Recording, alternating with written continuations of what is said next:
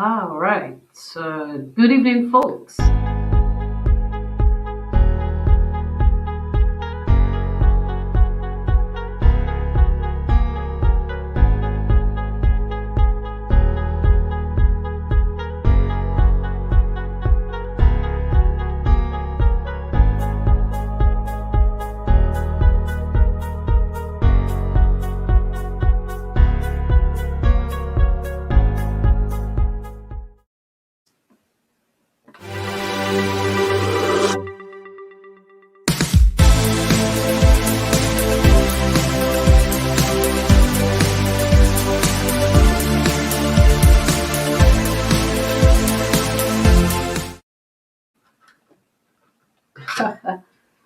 All right. Hi, folks. Good evening. Good evening. Welcome to our community dialogue or virtual community dialogue. My name is C's or Caesarina, and we're just doing a bit of intro. So stay with me. Stay with me. I'm right here.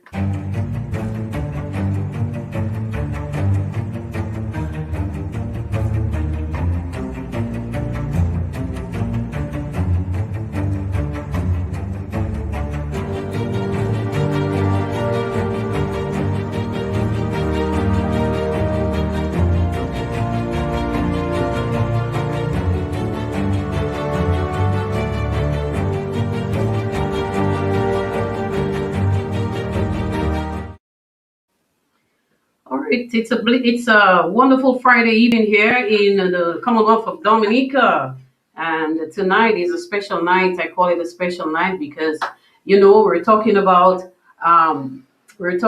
Good Friday. It's a special Friday in the life of those of us who are Christians and who appreciate the aspect of the crucifixion and death of Christ. But before I continue, let me ask you to please send the live or share the live rather with some of your contacts, your friends, because we have a special guest tonight, and I know that you guys would like to hear from him.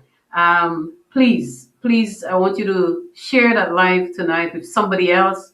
Just tag one of your friends, tag somebody who could benefit tonight from hearing from our guest in the person of Steinberg Henry. And many of you may have heard the name before and even know the man, I'm sure. And so it's very important for you to share this live tonight so we can have a wonderful discussion with a wonderful man. Yes, so I was saying anyway that it's Good Friday, and bear with me. I'm still doing little arrangements here so you can see my face better and not be blinded by this light, but hopefully that you can see a little better what I look like. Yeah, this is me. So, I was telling you, Good Friday, happy that we are alive, happy for the opportunity to have gone to church today, and of course to take part in the you could say, the revisiting, of the sacrifice that Christ Jesus did for us on the cross of Calvary, and of course to be reminded of his grace and his mercy. So I like to start my program with a word of prayer. So if wherever you are, you can just bow your head with me and let's give thanks to the Almighty God. So Abba Father, we want to thank you for tonight. Thank you for the gift of life. Thank you, Lord, that we are in the land of the living. Thank you for the opportunity, Jesus, to talk with a wonderful human being, a person, Lord, who has given a lot to our country and who continues to do so in different ways and who continues, Lord, to inspire your people. We pray that our program tonight will be life-giving. It will be definitely motivating for people, everyone who stays with us tonight and who benefits. So will benefit rather. So we pray, Lord, that you in your power will have a mighty way. In Jesus' name. Amen. Amen. So welcome, welcome, welcome. Tell somebody else to be part of this program tonight, as I said. And you won't believe. Anyway, it's an interesting Friday. I've had many things that I've done prior to coming here tonight. So bear with me as I still do one or two little things before I bring on my guest.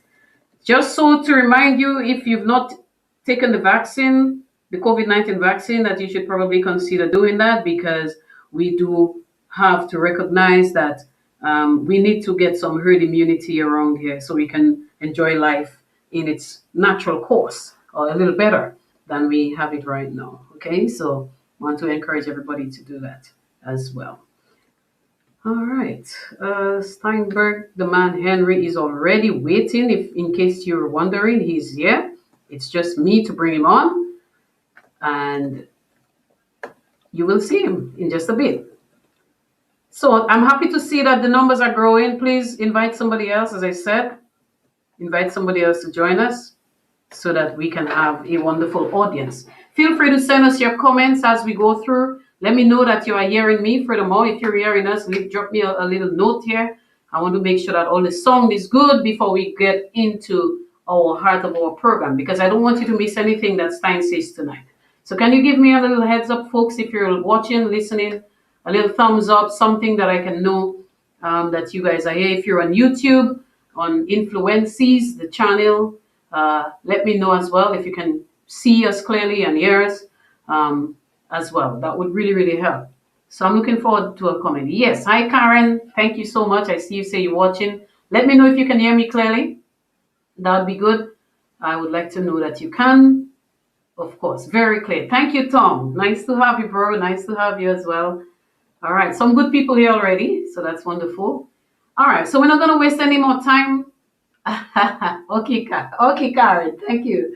I understand. I know you're a busy lady. It's Friday. You probably want to take a little line. Yes. All right. Hi, Asha. Loud and clear. Thank you. Hi, Miss. You know who you are when I say Miss. Thank you. I'm happy that you could not miss.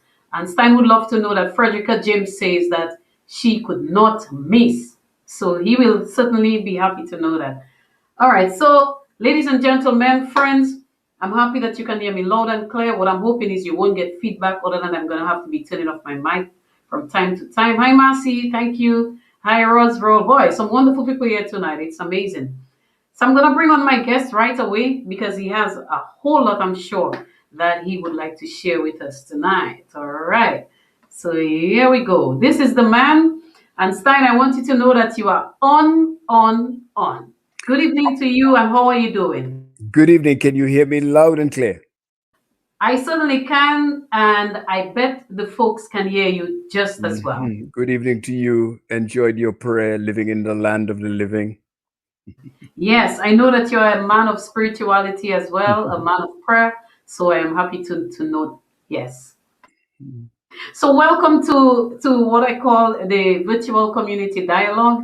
As I told you before, it is, you could say, a relatively new activity that I've undertaken during COVID-19, having been on the lockdown, and I wanted to kind of create a place of dialogue for everybody, you know, for folks to be able to come and share and learn one or two things. And so it's really, really good to have you. I've thought about you for a long time, and I am so happy, I'm so blessed to be able to connect with this gentleman called Steinberg Henry. So welcome, sir. Welcome. It's good to hear you say a long time. It reminds me of, Portsmouth. A Yes, boy, a yes. girl, a long time. I always get flack for saying A. I remember my former supervisor at Youth Division, Mr. Colbert Pinard. He was the first person to point that out to me. I wasn't even aware that I was saying A because that's how always speak. That's how we always say it. Portsmouth. We say that, we say a kind of fella. So you know him very well. Yeah, we know them, man, Yes. But it's good. It's nice to be here, and I'm happy that you are doing that kind of work that allows people to come and talk and to share ideas with you, and because of your range of interests. You warned me earlier this week that you were the one who was going to ask the questions. I realized that I was under total control here, absolute. The thing is, I think I'm very brave. That's first of all. For me to make such a bold move to say to you, a journalist, a seasoned journalist, and a man with a lot to say, that I will be the one asking the questions is very brave of me. Yeah, but I know tonight we will have a good dialogue, so I'm not bothered. You can take the chance. Should we disclose that we are family? Yes, I that's think I was keeping that as a surprise to folks a little later. But the mere fact that you let the cat out of the bag already, I am proud and happy to say that Steinberg Henry is my family, and it's not some family volé, as they would say, but he is truly my blood family. Steinberg Henry, we call him Stein. People call him all sorts of things. I same. call him cousin. We fight sometimes. So he is my second cousin. That means he's my mother's first cousin. And so, Stein, you are the son of my grand aunt, who was very dear to me, Yep. very, very dear, and I call her Tanti Days. Mhm. Mhm. There is a chapter in the book that I've written about her as she returned, where I speak about you singing um, the 27th Psalm. So let me tell you something about that. I was Yeah. paging through the book. I was paging through the book. So, folks, as you heard, Stein is an author, and he's going to tell us a little bit about him. We have jumped the gun. He's not told us a little bit about him as yet, but Stein is an author, and so he sent me one of the copies of a copy of one of his books. Is I think is the most probably the first book or the latest revised one anyway. And he was telling me that sorry, when I read the book, I was shocked because I saw my name in the book. And interestingly, he spelled my name correctly because I get that wrong all the time. Like people get it wrong all the time. But what shocked me was that when I saw the stuff in the book, I didn't remember that I sang the 27th Psalm in the funeral of my grand aunt. And I said, Mommy, I can't believe that Stein remembered that. And he literally wrote that in his book. And it was such a warm memory to me. Chapter 49. Oh my God. If you can do a control find, well, I don't know if you have it, but if you can do a control find, you can do chapter 49. You say mamas, and if you do goddaughter as a find, you'll find that section, and you can probably read it. But Ah, it okay, is, because she was my godmother. yes, So so yes, mama's goddaughter reads, and you could say, that, and or you could look for the word baritone, because I use that. That might be a good find, baritone. That would take you straight into it. But a beautiful way of beginning. I like the fact that you chose on that time, on that day, that particular day, to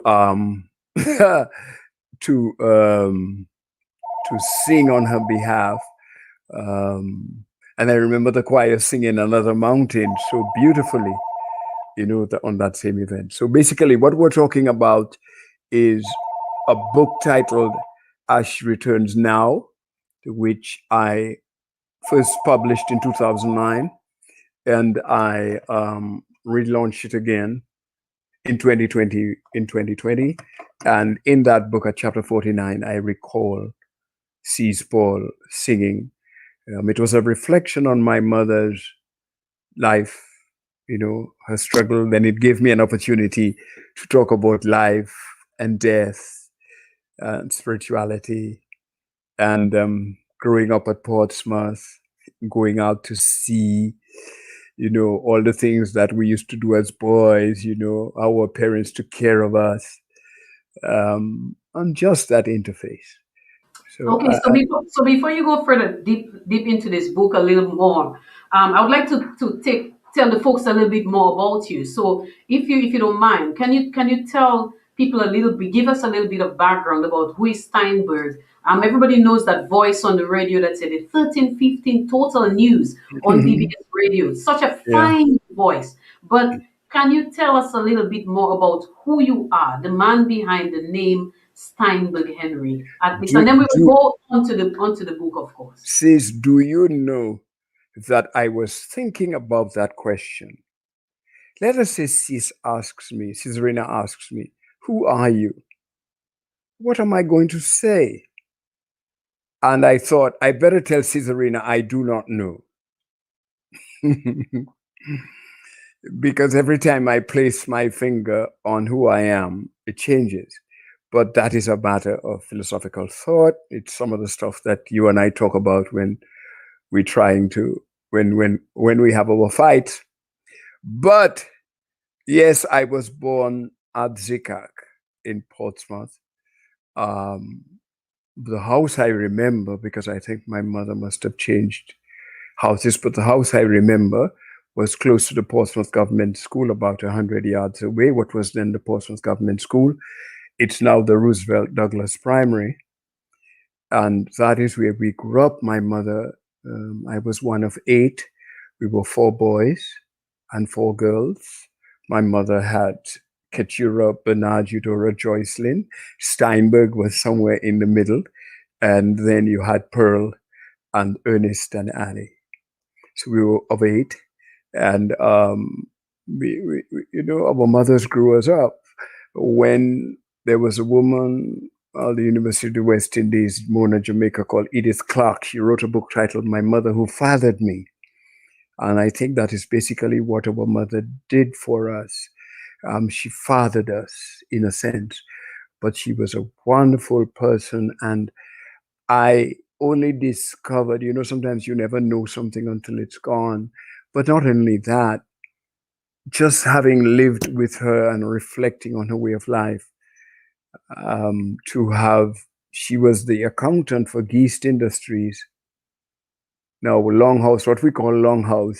I do not want to break your trend, but Yeah, I but I yes, do have to take you back because I recognize how enamored and how I don't even know. I'm trying to get the proper word that you are with this beautiful lady. And so you've already started taking us into a journey of 20 days. But I want you to tell folks a little more about Steinberg. I oh know yeah, you gave well, me the okay, history oh, of okay, who your mom is, who your dad. I know your okay, brothers, you okay, talk about okay, Joyce, okay, Lynn, Ali, okay. etc. But That's tell us a beautiful. little bit more about you About first. me, You about first. me. Oh Yes. yeah, okay, Okay. no problem. Thanks for the focus. Yes, born at Portsmouth, Daisy Andrew, my mom. I grew between my mother and a lot of my grandmother, who was Civilia Andrew, who was a very nice lady. We used to call her Ma Civil. Very nice grandmother. She was a sort of chief nutritionist at the Portsmouth Hospital. My father, and of course, my mother had one brother who was Caesarina's grandfather, Hudson Andrew. He was, in fact, an engineer.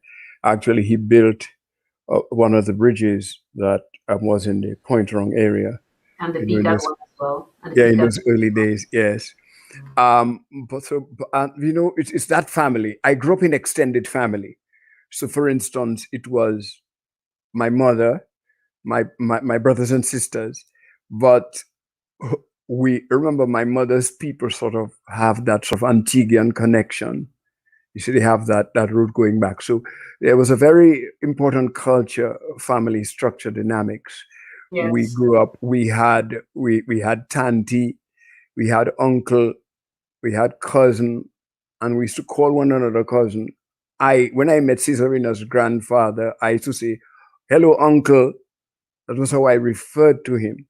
And when I went to Ma Charles, who was my mother's grand aunt, I would say, "Hello, Tanti." That is how we greeted our people. We grew up in that kind of culture of caring, and we call one another cousins. Now, Caesarina's grandmother and grandfather had a number of children. All of them were cousins: Neville, Nuril, all those boys, even Caesarina's mother called Nanan. All these people, they will tell you, we were very close knit as family, and we cared about each other. As a boy, I grew up, went to the Portsmouth Government School. You know, I think they promoted me pretty quickly because I think somebody thought I was smart. Um, I remembered I won a spelling bee competition, Caesarina, when I was 10 years. It was a northern spelling bee competition. And I think the last word that got me the win, I had to spell Vekas. In those days, it was difficult to spell Vekas. Yes, yeah. It's still difficult for some people, by the way. I, I, I suspect that it has changed in its spelling, but so much for that. And Really? How did you spell it before? I'm sorry, I I have think to. it used to be Vieiele, but I think it's Viele now. I don't know if they No, take no, that. it's actually VIEI. Okay, so it is still that. Yeah. Okay, bon, that was the winning word. I remember Mama came to watch that event, and when they say Portsmouth Government School, last word, spell Vekas. And that school was, in this days, that school had a stage. I don't know what the new primary school has now. And the place was packed. And I remember I said, VieileCase.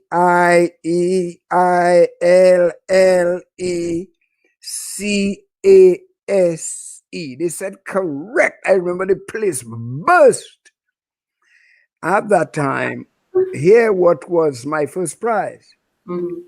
My first prize was a hardcover Student's Companion. Oh boy. Now, you know what was a Student's Companion? Yes. It contained proverbs. It contained, meaning of words. It contained sentence structure. You had to learn grammar. Because in those days, you didn't only do English writing essays. You had to learn to pause and to analyze, and you had to know the subject and object in a sentence. Those things you understood, conjunctions and those kinds of things. So those books help. But that was my prize. So I was sort of that route. And I remembered when I was 12, I probably sat common entrance about 3 times, but I wasn't passing because I was playing a lot. 3 times. Yeah, I Did think you I get did it at 10. I think I did it at 10, 11, and 12 because wow? I think they thought I was smart. I probably had something about me. I don't know. I think I remember that I was probably just alert. I remember too, my father, whom I would speak about a while. My father was a village I think historian, I think anthropologist. hold on. I think you are known to be smart. People on this chat are right now saying one person says Crystalline Thomas, Brainbox Steinberg. Oui, Another Virtue. another person says bright and okay, so that what they were referring to this song. But I saw a young person, as a matter of fact, I think Asha Bryan, who is the granddaughter of Yeah, Marty, who is family yeah, close by, said yeah. something about you, yeah, earlier. So people think I Asher know that is, you're bright. yeah, So this you've is, always been bright. but I mean, I don't like I mean brain box, that is a very interesting concept, the fact of the box. I appreciate that beautiful observation because it tells me a lot about how people constructed knowledge somewhere in the past. But stay on the point. Caesarina wants me to stay. 11 by 12, I was off to. I probably passed the common entrance finally. Well, I didn't pass. Well, I didn't get a scholarship. I got a pass because I think I must have played the day before. I used to go on the hill overlooking what we call the Mang. We used to slide down on a lot of boxes. I used to ride a lot of scooters. I used to bruise a lot. I used to, run and go and look for endless guava and mango and stuff. I never reading book to sit In exam. I don't know Benjamin's about that. back, right? Because there's so much of that in There's Benjamin's some back. of that I don't know about reading book to sit exam. I just know I had to go to the school. I get up, I what we call wash my foot, and I go and have my pencil and stuff, my eraser, my ruler, and I go and see the exam. I get a pass. So my mother say, "Oh, you're not staying. Unfortunately, you're going to school." And so I left for the grammar school. When I left for the grammar school in August, by the September I was 13 years. So that is, I went to grammar school for, I think I probably doubled the form. I went to fifth form. I stayed in fourth form, or was it third form? I fractured my leg because I was playing for the Portsmouth boys who went to school in Roseau. We had a team and we played against the Portsmouth team. And I think I was playing right wing, and it was a very wet day. I remember, and in those days, the park had not been drained. And so I think I slid and I ran into the goalkeeper whose name was Y Joe. And I think my leg fractured and I had to wear a cast. So I I remember. went, so I I remember went, why, by the way. mhm. I So remember why. yeah, it's pretty weird. And I went into school. I went to school with a cask and I had a crutch, and I used to go to school. And the principal of the school was a gentleman from England named Mr. Goff, a white man. He used to come. He had a thing called a moke. Moke was a very small contraption. It was not a jeep. It was something like an open jeep. It was flat, 4 wheels, yes. Very almost just probably about 2 feet from the ground, and all both sides were open, and it had a hood, and that was a big very economic, I must say, probably climate friendly. Probably we should look back at those smokes again. But he came to pick me up in those things. At that time, I lived with some Vincentians in Murphy's Lane first, and then, of course, my friend Eric Stowe, who was the drummer of Milestone.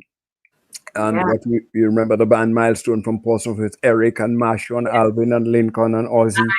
Well, And I grew up where Eric lived after a while. I remember when we left ZCAT, we went to Cotton Hill, and Eric and his mom and his rest of his siblings, Mas too, and these people, they lived in Cotton Hill as well. Back then we used to say gutter, right? Now everybody yeah, says we used to call it gutter. Philip Thomas was on bass. You remember those guys? Ozzy used to do keys. Alvin used to do guitar. Marshall used to do vocals. Eric Stu was drums. So those were Eric Stu was a very good friend of mine, and he called me once and he told me I was living with the Millers from St. Vincent. I had lived with them from 68 to 70, and I went home on holiday. That was when I fractured my leg. I was just a mere, few years. And Eric called and he said, Stein, come and live with us. I live with some people who they're making some nice food. So I said, oh boy. He said, and there are lots of other people living there.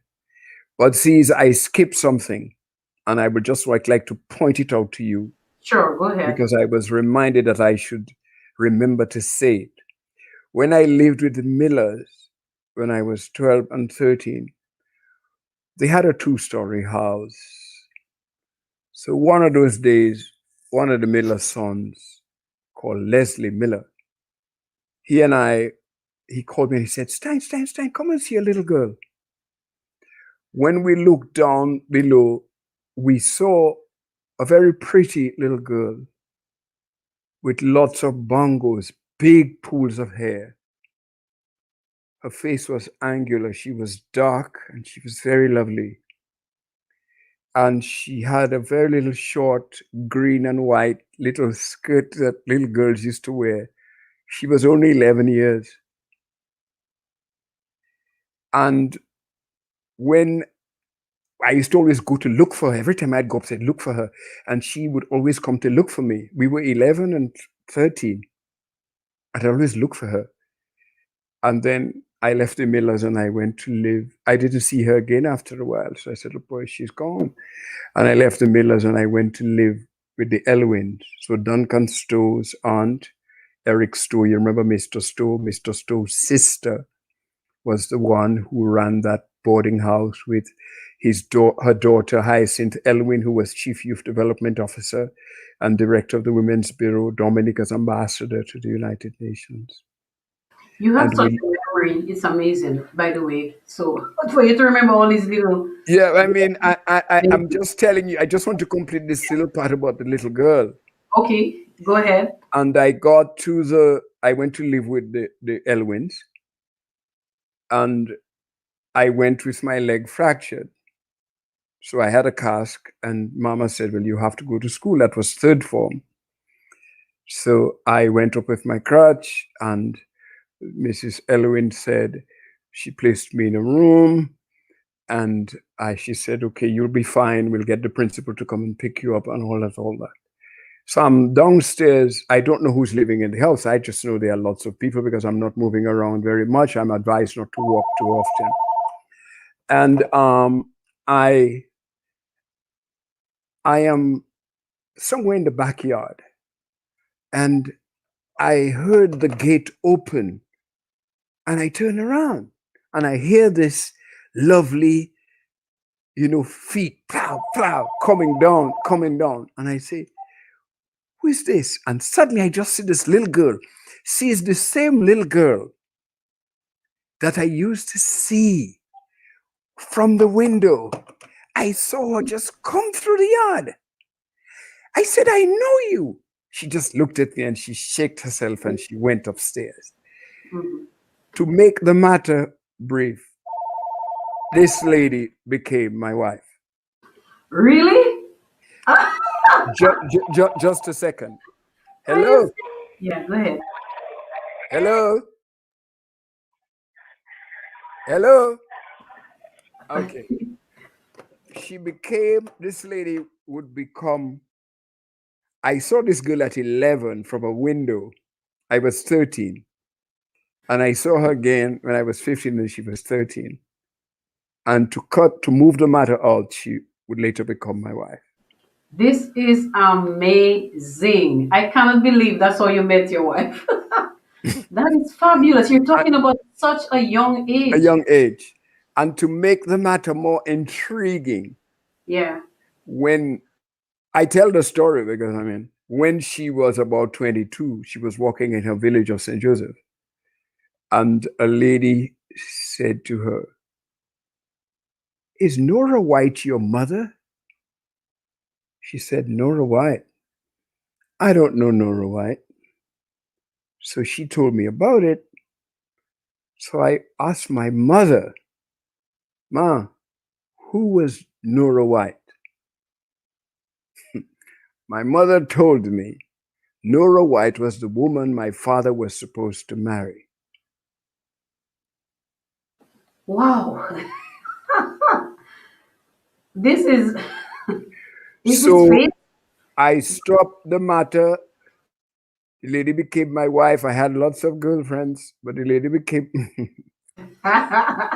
But you see, there are certain things that appear to have taken a course.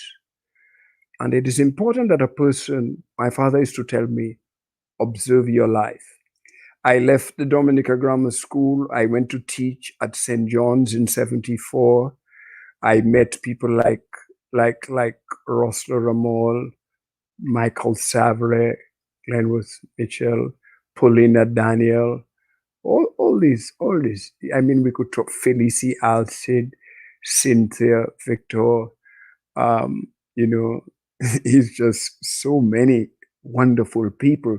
I'm hoping that someday we Claudia Ferrol, we would be able to have a sort of a rendezvous, because I think that was the class of St. John's at 74.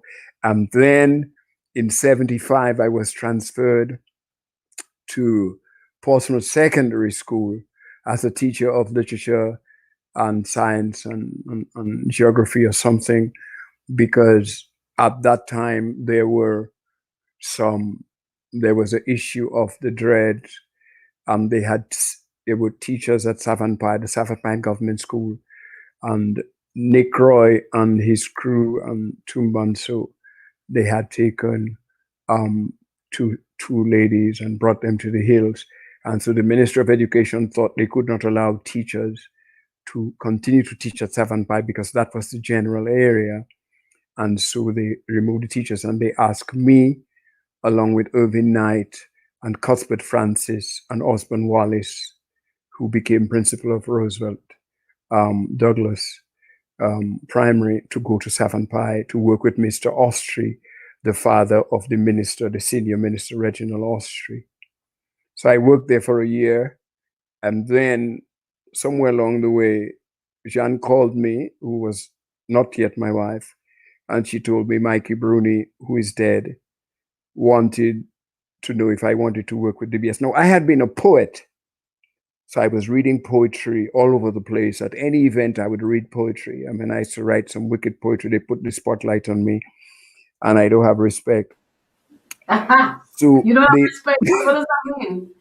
well, I mean, in a sense that I was part and parcel of anything that was particularly, I hated injustice from the time I was an adolescent. I hate to see people do people wrong. And so, it's just poetry got me into DBS. I went to Dennis Joseph. They had a job. Mikey called me and asked me if I wanted to work. And I told Mikey, yes, I'll come. He said, go to Dennis. I went to Dennis. Dennis had an interview with me. And then he said, I think you have potential. I think you can start in radio. You can start next week. I left Ministry of Education. The summer came. I told the children bye-bye. I went to Roosevelt, studied at DBS. And I heard the Ministry of Education was calling for me. Steinberg Henry, please return to your post at Savantine Government School. But I didn't mind. We secured a secondment. I can tell you stuff. And then I remember the only thing I would say last about this in media, because that's where I took off everlasting. Dennis Joseph brought me on air and put me to sit next to him. And he was playing Michael Jackson's track, Let Me Show You the Way to Go.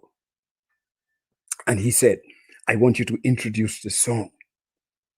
So he said, ladies and gentlemen, I got this brilliant gentleman here with me. He's going to tell you what he's doing. I said, good afternoon. I'm seated here with Mr. Joseph. He turned off the microphone and he told me, in radio, there's no Mr. Oh my goodness. Are you serious? First principle. You hear everybody these days saying Mr. So, Mr. So, Mr. So. Listen to CNN. Nobody says Mr. You see? Nobody says that. I've never heard that before, though. Never. He told me in media, there is no Mr. I remember Julian Rogers was in Dominica and somebody said, Mr. Rogers, he said Julian. And I think Mr. is very popular these days. Yeah, I think it's a mark of respect that we will well, talk no, because the mark of respect is the person's full name. And what is indeed interesting, you will observe that people say, let us say, the chairman of the finance committee has said that so and so that John Roberts. That's the respect. The full name is the respect. But in media, we don't adopt Mr. and Mrs. and so on, so on, so on. If a person is a prime minister, we say Prime Minister Skerritt. If you're leader of the opposition, leader of the opposition. If you're honorable member. But we don't Mr. and Mr. But that was one of the earlier fundamental rules of media, but people don't do those things again. Anyway. Let me ask you, do you say doctor in that context? Oh, yes. Oh, yes. Oh, yes. Oh, yes. Oh, yes. And he, senator, he actually said, okay, tell the people what you're doing. So I told them I was there listening, working with Dennis, and we were about to introduce the top 40. And this is number so-and-so with Michael Jackson singing, Let Me Show You the Way to Go. And he said, ladies and gentlemen, you got a star on your hand. I think that changed my perception of myself. And the second thing was, when I started working, one day, about a year later, I received a telephone call. And I said, hello, this is Steinberg Henry. I was on air. And I was in Studio One. And the person said, this is Jeff Charles. I said, whoa, this is huge. He said, how are you? I said, I'm fine. I'm very well. He said, I like to hear you. I say, thank you very much. That was the first manager of Dominica Broadcasting, Jeff Charles. Okay. He's now PhD from Stanford. So he told me. History, you guys. He told me, where are you now? I told him, I am in Studio One. He said, no, you are in continuity. So that means he was actually extending your stint at DBS. Is that it? It means that the name of the place where I sit is not Studio One. The name of the place where I sit is continuity. Why? Because continuity means we do not say, we'll be back in a moment. There's no back in radio. We'll return in a moment. There's no return. There's continue. Okay. We'll continue in a moment. Even if you're taking what you call a commercial break. Not only that, in continuity, everything is linked one thing onto another. I've listened to American radio stations, and I mean, when you want to hear pace, and these things are done using, in addition to the commercials and the music and the radio, the music, you have promotionals, you have jingles, and you have those things that link. When people work on radio, they are at work. You are constantly at work. You're not sitting back, then there's a big space. A space breaks continuity. You have to You have to connect one thing onto another. You have to know your schedule. So, but that is where I went into. And following this, by 1980, I had gone to Barbados. Gordon Henderson was then manager of DBS after Hurricane David. I went to Barbados for 6 months. I did some mass communication certificate, and I came back. And when I came back by 1981, I got married to my little girl, and who I had seen from the window by the time she was a big girl. And by 1983, I had gone to Jamaica. I stayed for a month, and then I went back to do a year's study at the University of West Indies, Mona, Jamaica, where I did a diploma in mass communication, where I specialized in documentary production, advanced radio and television production. So I'm trained as a documentarist at that level. I'm skilled in that area. And then, in addition to that, I read so many other things from political science to sociology. And I met Dr. Roy Ogier, who was along with Shirley Gordon, wrote our famous West Indian history book, The Making of the West Indies. I sat in his class and he introduced me to it's just a set of stuff. And then by 1987, when I returned from the university, the Prime Minister of Dominica then was Eugenia Charles. And she asked me whether I wanted to be her press secretary instead of going back to radio. So I worked as a press secretary from 1984 to 86. Wow, that one is news to me. I've never heard of that. Yeah, Never. well, the thing is, I worked as a press secretary. I'll tell you what happened.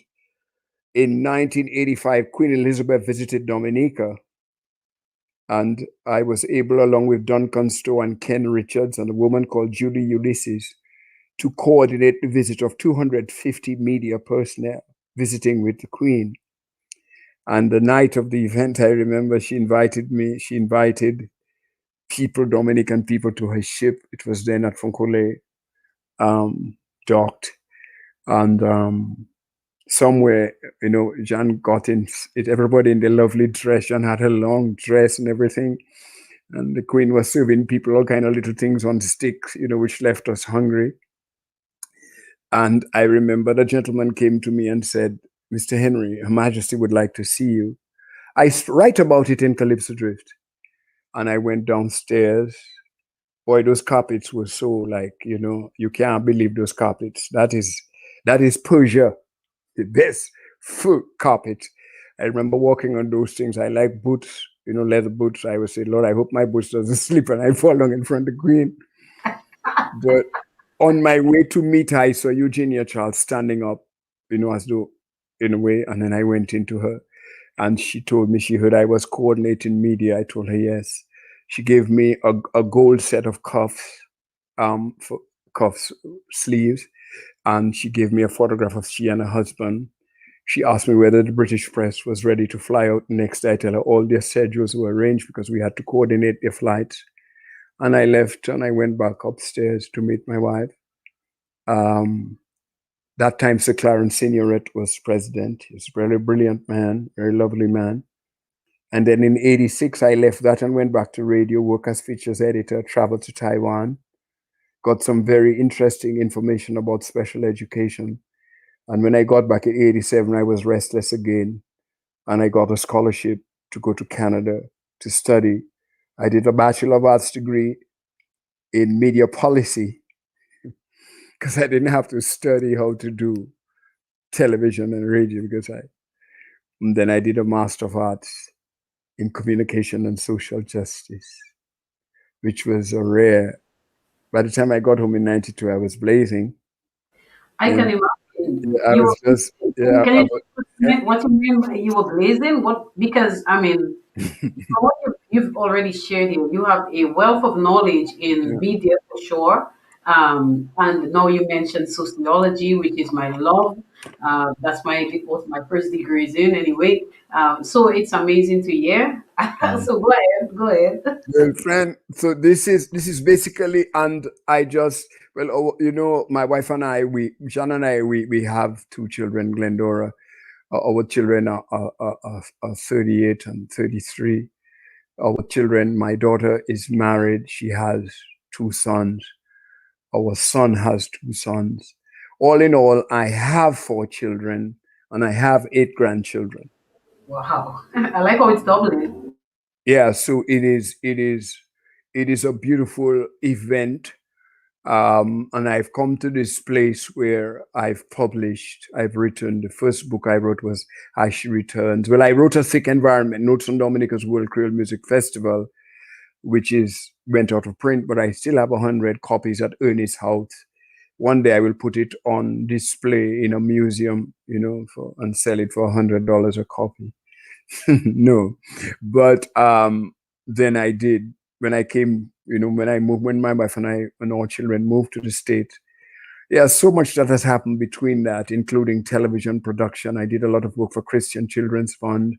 I did Plays the Child's Work, which was a major documentary on early childhood education, the only one at the time to have been done. I was the first person to begin to do those things in Dominica. I don't know, people probably forgot those things. Then I did St. Andrew Speaks, where a young man had stabbed another man, another young man, another student had stabbed the student in the classroom and he died. Yes, I remember that story. Yes, that was St. Andrews, and I went. We did a documentary on that, which we rooted in methodology and how what the teachers thought could be done to avert, to prevent those things from happening. And then finally, I did Play Is the Child's Work, which was all of these were funded by the Christian Children Fund under Francis Joseph at the time. He was the chief executive, and people like Nadine Edmond worked with him, and some of the persons, very, very beautiful people. And I mean, Plays the Child's Work paid me $35,000 in Dominica. So that was a great, in addition to all the, Yeah, was that? all this brilliant work that you've done thus far. I mean, you are an author, and not. I don't even think you're just an author, because I mean, an author will just write, you write books, you write this and that. But the sociologist in you makes you do very curious things and to find answers to situations. Something, for example, like the murder of the student there from St. Andrews. I mean, where can someone put their hand on that? Right now, we have a number of situations pertaining to youth and violence that we need to find solutions to. And sometimes we have to wonder, do we need to as I say, do we reinvent the wheel, or can we go back to some of these findings, for example, from that situation, and see how we can maybe modify, apply some of the things that were done, some of the recommendations that came out of that particular project? Where can one put their hand on that kind of work at this time? Do you know? I do not know if Christian Children's Fund, I tried to get copies of the documentaries that I had done. I got a copy of Plays the Child's Work from Marpin. They had digitized it. I got a copy of Voices of Abused Children, which had been played at the UWI, and it was used as a major basis for discourse on child sexual abuse. But of course, they had cut off part of it because they didn't think it was absolutely necessary to their continued discussion. But it was, at least I have a trace. At least if it was 58 minutes, I have at least 50 minutes of it, and that's good. St. Andrews Speaks, Marpin cannot find it, which is I was told by Nadine Edmond, who worked at the time as accountant to CCF, that it was a very touching documentary. And we're trying to trace it still. The only thing when we did it, we invited the schools from Dominica to send a representative to the launching at the Fortune Hotel. And we played it there. And each secondary school was given a copy of that documentary. Now, barring the interventions of Erica and Miria, which destroyed a lot of Dominica's archives at various levels, those should be still at a few of Dominica's high schools. There should be a copy available. If CCF is still operational, there should be a copy. Another person who is likely to have one is Harry Roy, the cameraman who lives at Castle Comfort, but he has had a problem with visual impairment, so whether he can trace it. But that is a very important document for the simple reason that we brought the teachers together to talk about, they as high school teachers, what could they have done to prevent this from happening? And they all agreed that they had clear signs that that boy who did the stabbing was beginning to become deviant almost a year before he did it. Okay. So, wow, that's a very salient point there. And I'm sure it's something that maybe if we think about it and we look at some of the situations that happen, not just even in schools, but even in our community, I think for a number of cases, people have begun seeing signs, maybe from home, how some of the children behave. They show some of the signs, certain things that they do, their level of frustration, level of aggression that might be displayed. And what do we do about it, you know? Yeah, So, yeah, so, they so could have, yeah. because at that time, bling, what they called bling, was just beginning to appear and to make a statement. It was an extension of the personality. If you have this, then you are that. That was what you carried you had certain forms of chains. And the fight in St. Andrews Speaks, the fight was over a chain, a chain, and like a gold or silver chain. So those are material things, and the teachers thought that they could have spotted it, called it out, brought that child's parents into the fold. But then we discovered that even then, there were problems within the whole family too, and the family dynamics. So whenever we see children behaving in a particular way at school, it is our responsibility to immediately call in the parents and find out the structure of that family. What is going on here? Is this a single mother? Is this a single father? Is this a mother and father who fight? What type of influence is the child having? Is the child fed? Does the child sleep carefully? Does anyone abuse that child? And what is the child hearing in the household? And one of the things that we came to know is that, because teenagers, adolescents are in a state of confusion, essentially, because they are trying to determine the identity, who they are. um, they pick up at anything that sounds juicy to them, and they respond because their bodies are changing, and their brains are changing, and they respond to things that seem aggressive, because aggression has a certain sensuality about it.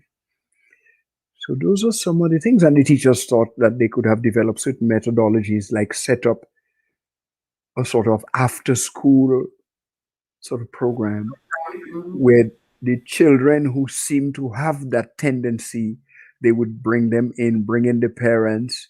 We even had Anthony Tulo as a meditation teacher. He came to the session and he was talking about thoughts and emotions.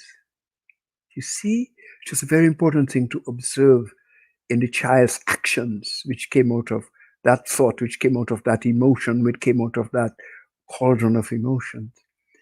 So, those types of levels of observation, you cannot live out the family when you observe a particular behavior within the school. So we're hearing there that teachers as themselves cannot just rely on. I know the student is my student at school, but have to do a little extra work and try to find out a little bit more about the dynamics of the homes of the students in order Mhm, to be mhm. able to be more effective with them. So And, very and then when they have meetings, staff meetings, they are supposed to draw they are supposed to draw those things to the attention of each other with the principal. the principal, him herself, supposed to be able to say, okay, what are we going to do? Because it's a small number of students. Probably. Yes, hello. Hey, what's up? I'm having my interview. I'm having my interview. This is my wife, so I'm putting her straight on air. Oh, yeah, I know that they have that music so loud. Okay, we'll talk soon. I'm having my interview. So that was Jean trying to check on me to make sure that I'm okay. See, so I put her live so you can hear her. I'm crazy, but that is continuity. That's a little crazy. I think everybody's like, "What? Why is he answering his phone on this interview?" But I think it's a good time to segue into the fact that you do have some visual. I don't know if you call it a challenge or a blessing or an impairment. How do you refer to your visual Well, situation? I mean, this is a matter of tremendous interest. Yes, and I But know it was on mom as well. So it, can you it share a little bit with the folks about that? but it has. I don't know if it has anything to do with the telephone. Okay. I But know. it's, I think it does because on the special circumstances, I don't think you would have your phone on. So go ahead. yeah. Well, the thing is, I was told that I should have turned my telephone. I Yes, was told that I should have turned my telephone down, but something. Yeah. I didn't. So basically, that is why it keeps coming back at me like this. But then here it is.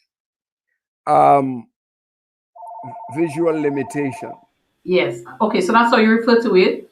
Visual Well, limit. no. I mean, I call it a visual impairment. Okay. All right. I want to get the Um, terminology right, of course. Yeah. some people say visual disability. Some people. Just a I minute. yeah. I Yes, really. hello. I'm having my interview. So uh, she said, oh my God, oh my God. So sis, this is drama par excellence. You having taken a call, but here it is. I think this is continuity. I have a visual impairment, which has been caused by glaucoma of my mother's 8 children, in spite of all the stuff, and so I happen to be the one who actually, what they call genetically, you know, although that is a big discourse by itself. But she had glaucoma. She died at 81, and she died blind. And somewhere within the last 10 years of her life, I began to feel that my sight was also becoming a bit darkened and faded away. Um, so I have a visual impairment. It it started in '88 when I was a student at the University of Windsor. I found that I was squinting at the back of the class. I was sort of seated and I was sort of squinting. I went to the front, I was squinting. I went to the side, I was squinting. So I went to visit an ophthalmologist and they told me you had a glaucoma. They gave me drops. I put drops in my eyes for 22 years. 22. Yeah, if drops were curing, Yeah. but those things are not designed. My take on those things is a whole other program. But That's suffice it to say that 10 years ago, I had been doing okay. I used drops. I had a few mishaps. A few things happened that indicated to me that Stein, your sight, you're losing peripheral vision, which is sight vision. And so I tried my best to see what I could do about it, but I went to the best ophthalmologists. They all told me drops in your eyes. Some of them wanted to do surgery. I told them the eye is too small a place to do surgery at the time. And so my sight, after drops and drops and drops, because a person could put drops, but intraocular pressure keeps rising, blah, blah, blah. Or it drops and you still have the glaucoma. And 10 years ago, my sight suddenly it just flattened out into white or dark. Either white, dark, or glare. So I would get a green day, almost like a green day. It's like everywhere around me was just green. But I live in a green county. Or there's another day when I would just be white, and another day when I would just be dark. But in the dark, I would see shapes and images of different things on people so I can see outlines. And so it was Steinberg Henry for you. I said, you know what? I prayed, I got angry, I meditated, I chanted, I yoga, I traveled, I went to all types of places, and my sight still did not shift.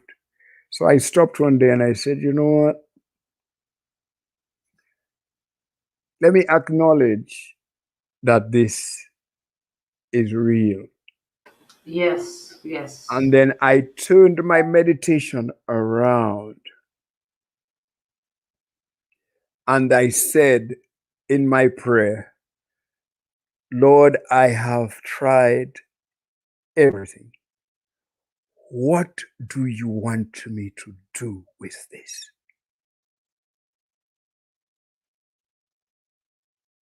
Because That's also a great attitude, I think, that you undertook right there. what do you want me to do with Surrender. this?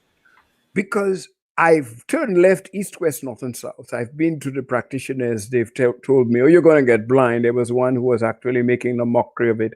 I have lost friends. I have some of my best friends have walked away from me because to tell you about this is another project. But what do you want me to do with this? And I stopped a while to wait, as I usually do, for the answer. And I went to sleep. I didn't. And I got up in the morning and I just thought, wow, I'm going to turn that into a study. At that time, I was receiving some computer training through the assistance of Georgia Vocational Rehabilitation Agency. And there was this lady from India who had been helping me with setting up these things before we came on. And I had learned to type like a secretary. So I type like a secretary sees. I wish I could show you. I type like a secretary. My G and my F keys and I gone. I know my entire keyboard. I and I use something called a screen reader. She introduced me to something called JAWS, a screen reader. I think the persons at the Dominican Association of Persons with Disabilities, they have something called NA something VD. They use another format. They're different things. I would And not really about JAWS because when I was at university, I worked at the Disability Support Services at school, and one of my roles was to take one of our visually impaired student around to his exams, but he had his special equipment. I think they used JAWS in order to get all his exams done. It was yeah. amazing just to watch, and Caleb his name, and he knew every single, yes. I mean, Yes. Oh, I do a control. I get pull a document down. I do a control F. I mean, I could, but by 2018, I told my Indian teacher, you know what?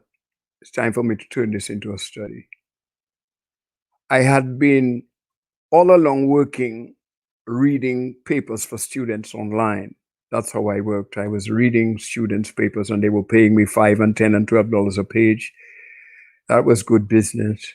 So I could do those things whilst my sight was fading. I could read whilst I had my computer skills. And then I developed friends at the University of British Columbia and a number of the PhD students whose first language was not English. They were sending me their papers. So I was reading papers of students from Bosnia-Herzegovina, students from Turkey, students from Poland, students from Ethiopia. I was learning about Ethiopian cultures, Bosnian cultures. It was fascinating stuff. And then I met the student from Sierra Leone. She was writing a PhD at Lesley University in adult learning and development. And she sent me her documents somebody needs somebody to read sometimes. And I would read and send her back my thoughts. And when she was through with her PhD, she told me, Stein, you can do that, you know. She said, you can write. I didn't hesitate. I just applied to Leslie, sent in a personal statement. They told me because I had such a vast experience, I didn't need to do any graduate exam as an entry requirement. And they took me immediately into the program PhD. And they created a program. They had an educational leadership segment. They had an adult learning and development segment. And they created a human development and learning segment in 2018 when I entered. And I became part of the human development and learning segment, which is development psychology, development science, and other areas like that I had to read. And so I just entered into that, and I had to get onto Blackboard. And how did I get onto Blackboard? And my Indian teacher worked very closely with me. And in a minute, I was going onto Blackboard, checking out my courses. I'm not seeing anything. I'm just hearing stuff. And I began to source my documents, get my documents on Google Scholar, go into the library, download documents, put them into PDF, put them into folders, drop them into files. Because I'm working on Blackboard, I'm working from Georgia, and every 3 times a week I have to write an essay. 3 times I have to write at least 500 words, 750 words, and serious stuff, students, and we online, and we have to discuss and we have to debate. It's a ceaseless engagement. And at the end of the week, you get a grade. Next week, we're on again for 2 years. Exciting, huh? It sounds exciting. So, what was the major of your PhD, by the way? And are you still working on that? Yes, I am in my final year. Okay. I am in my final year. I should be over with that by the end of the year. I am in human development and learning. Educational studies is my area, education, human development and learning. And I am fascinated by learning. I told you that when we were getting ready for so what I did, I thought, I would like to know how adult learners, because the adult learner is a very interesting species, because there is something called andragogy. There used to be pedagogy. You must have heard of Paulo Freire. He wrote The Pedagogy of the Oppressed. Yes, well, yes. There's another area called andragogy, which is the teaching of adults. Yes, yes. And it has to do with bringing the experience of the adults into the learning process. And said, I am intrigued. I want to know how adult learners who are visually impaired learn. And so I started off from the idea that, oh boy, these people who are visually impaired see something. What do they see? So I wrote to one of my friends who is a PhD, and I told her she's visually impaired. I say, what do you see? She said, oh my God, Stein, what do I see? I see lights. I said, but people see something behind their eyes. Or not behind, but you close your eyes. Since if you close your eyes now, you might tell me you see lights.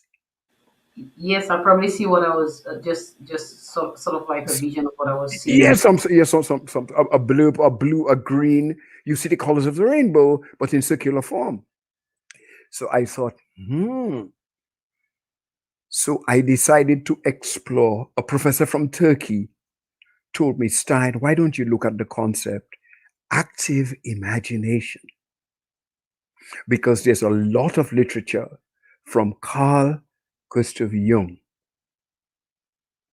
And Carl Gustav Jung was the student of Sigmund Freud until he broke away and went to the Sudan in Africa, where he had an experience, always to Africa. And so I started to look at Carl Gustav Jung and others to try to find out a bit about active imagination and the extent to which people who do not look outside as such because they are visually impaired, but tend to look inside, what do they find in their imagination that can serve as a resource to enhance their well-being? I've never heard of the terminology before, active imagination, but I find it very intriguing, and I'm curious. By the way, can you spell the last name of the Carl individual that you mentioned? Oh, Jung, J-U-N-G. Oh, Jung. I know that. I know that he's a Yeah, sociologist. well, he's a psychoanalyst. Okay, great. But I think I studied some of his work when I Yeah, was in yeah. I mean, anybody who has done sociology would come across yes. you. Okay, good. He has Yeah. written. But basically, this is it. It's not. And I mean, I'm right now. Where am I? I completed all my requirements, and I'm just doing what they call the literature review. So I'm somewhere in the middle of it. And it's like there are days I don't want to write, and I get afraid, But I have over 300 to 400 documents and books inside a machine, and I have to find a way to find them, because most students pin up things all over the place. They have books, but I don't have the luxury of seeing things, but I have the luxury of hearing things and also remembering things. So But those are some of the things. Yeah. with some curiosity on my part, and I'm sure on the part of the audience who are looking at us tonight. By the way, a number of people are on and they're saying things like "good program." I'm enjoying it. Great program, very interesting. Can you give us a little, maybe just a little taste of something that you've already discovered about active imagination that you think we can take with us tonight? Before we leave. Yes. Just one thing. It doesn't have to be in depth, but Just at least one one. thing. Yeah. It happens naturally. Creative activity is very good, When people dance, that is an expression of active imagination. We don't think of it because it happens very naturally. It seems like natural for us to dance, but we have to pull into something. When people paint, that is an expression of their imagination. But it becomes active when you actually deliberately go into it and decide, okay, it's almost like a meditation act where you stop a while and become a bit silent, and you tap into a thought, an idea, a memory, an image, and you bring it out and put it into something that someone can actually see, visualize, see represented. So it is that in its simplest form. But of course, the question becomes, does imagination exist apart from active imagination? Your teachers used to tell you, use your imagination, which is think a bit outside the box. But it's always about doing. Doing, yeah, more It's than about just imagine. Yeah, it's, yeah, more than just imagining. It's you have to taking. get you have to get a product. For instance, when you were thinking of this show Uh-huh. and you were getting ready for it, you had to think of a few things you wanted to ask me. That was your imagination in active motion. Okay, get you. I like that. I like that concept, and I'm looking forward to probably hearing. I think we're all looking forward to hear that you would have completed the dissertation and it, and we can say Dr. Stein very soon, Yeah. but not just that, but I can imagine that some level of publication will come out of it as well from that work. And especially for people who, adults who are visually impaired and who would want to explore their own ability to learn and to grow as well. So, What I am thinking is it's yes, important. One of the directors of our department told me, um,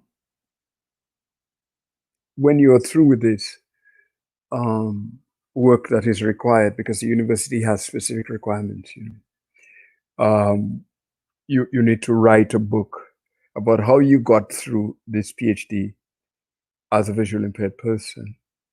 And thousands and thousands and thousands of people want to read how this happened.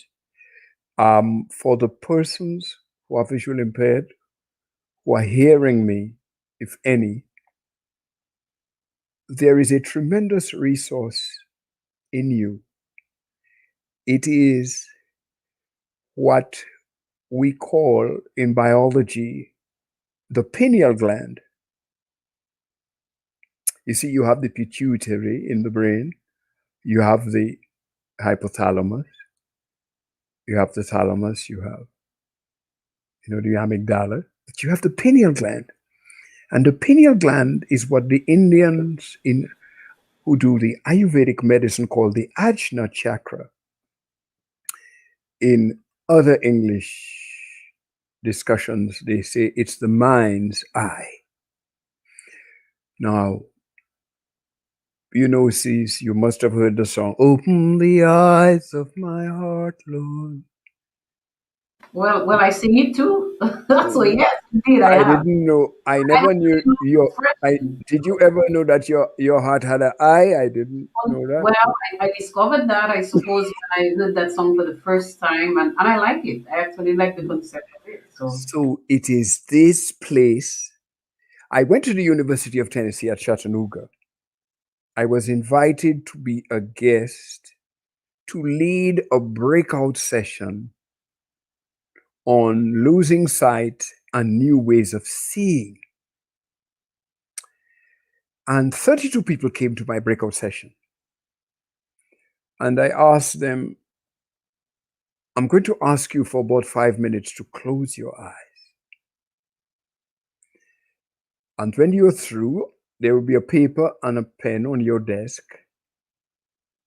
I want you to write what you saw with your eyes closed.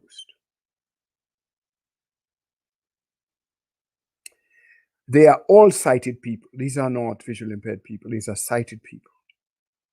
And since they saw gates, they saw portals, they saw doors, they saw lights, they saw color, they hmm, saw oceans, they saw horizons, they saw stars.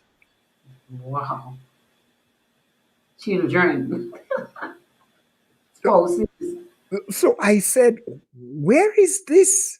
They said, we don't know. We just closed our eyes and we saw all these things. Now, I stopped to think about this. Stevie Wonder said, I am blessed with inner vision. Toni Morrison said, blessed as blind. Fanny Crosby, who wrote some of the most beautiful hymns in the world, said if she had to give up what she's seeing now for what she used to see, she would. Now, don't get me wrong. Care for your eyes. They are precious and are beautiful. I agree.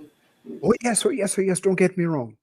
If you spot anything in your eye, immediately go and check it because eyes, usually any disorder in the eye has to be caught immediately from the start. But for those of you who have had the fortune or the misfortune of losing your sight, you have a tremendous resource inside of you. And that is the resource of your imagination. And it is now becoming what they are calling, just without pushing it too far. Just imagine that maybe what if the broken in our society, those who are hard of hearing, those who cannot see, those who have a difficulty in speech, those who are physically handicapped, what if these are the people through whom messages are being brought to the world in the 21st century?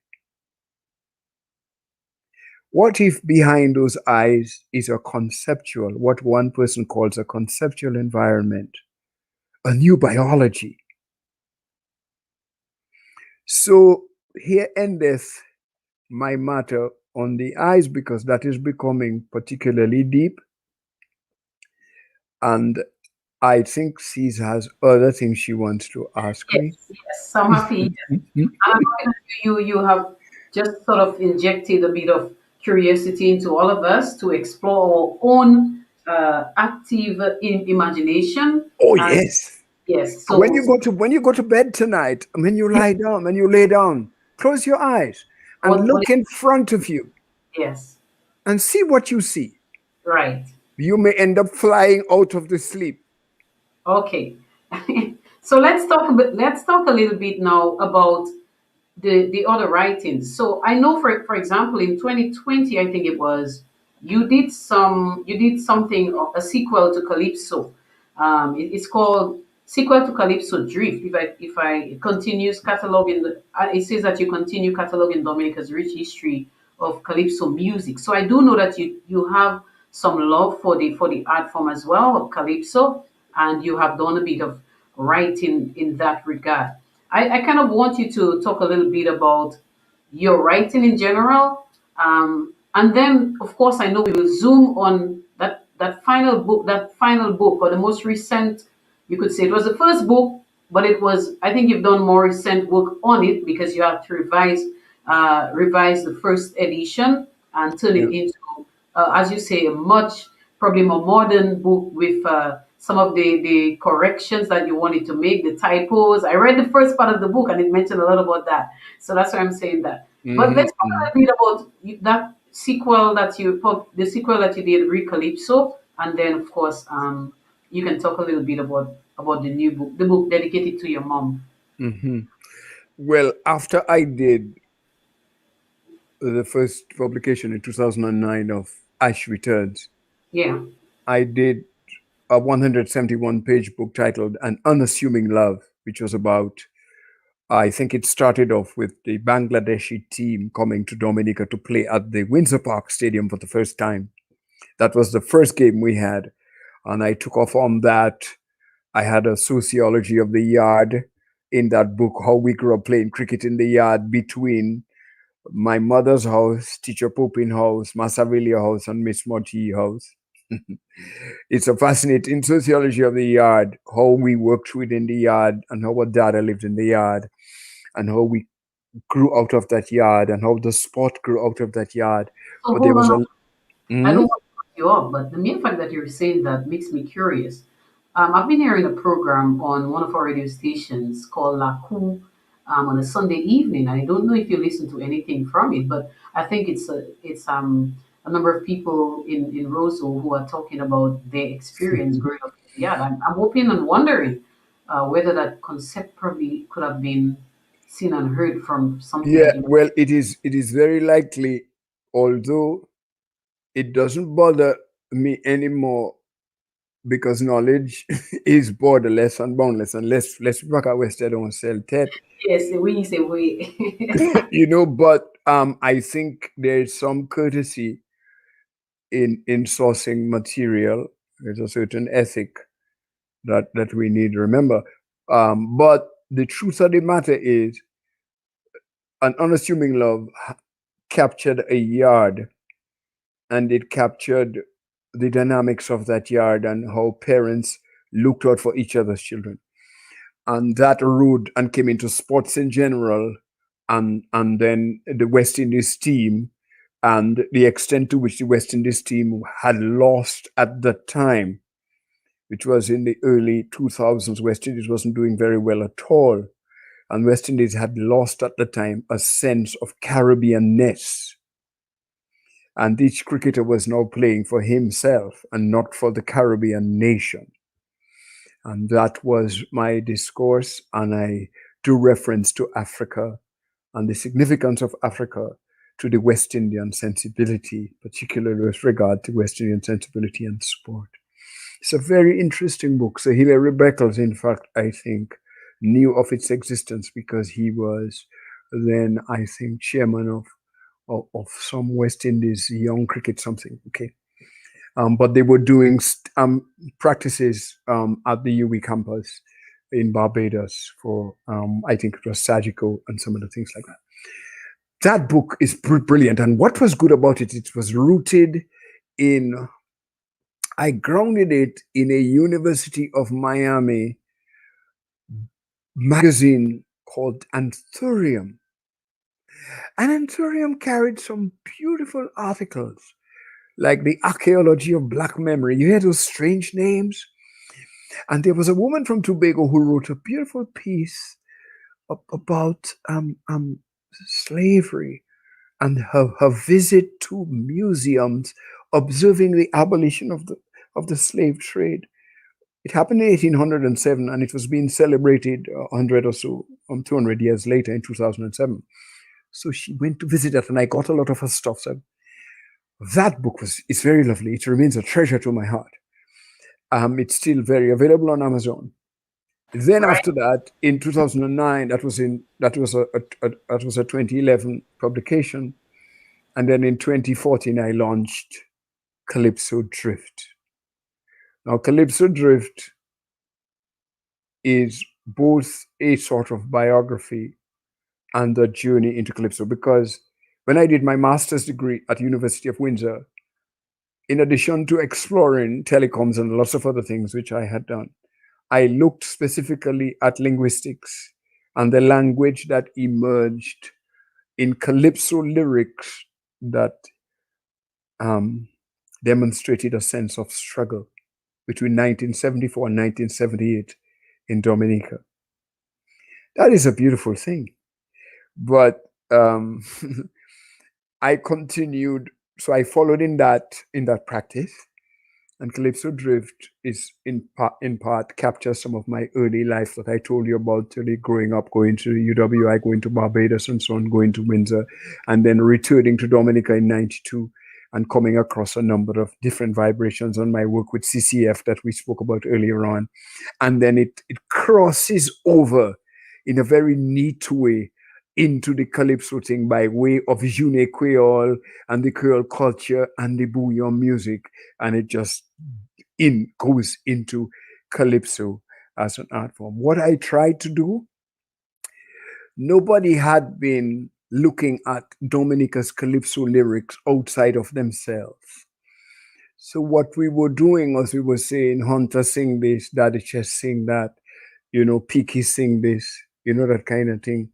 Carissa, well, later on would sing that. Some of the earliest people, Solo and all those early peoples, Cater and Robin and Spider, and we would say they just sang that.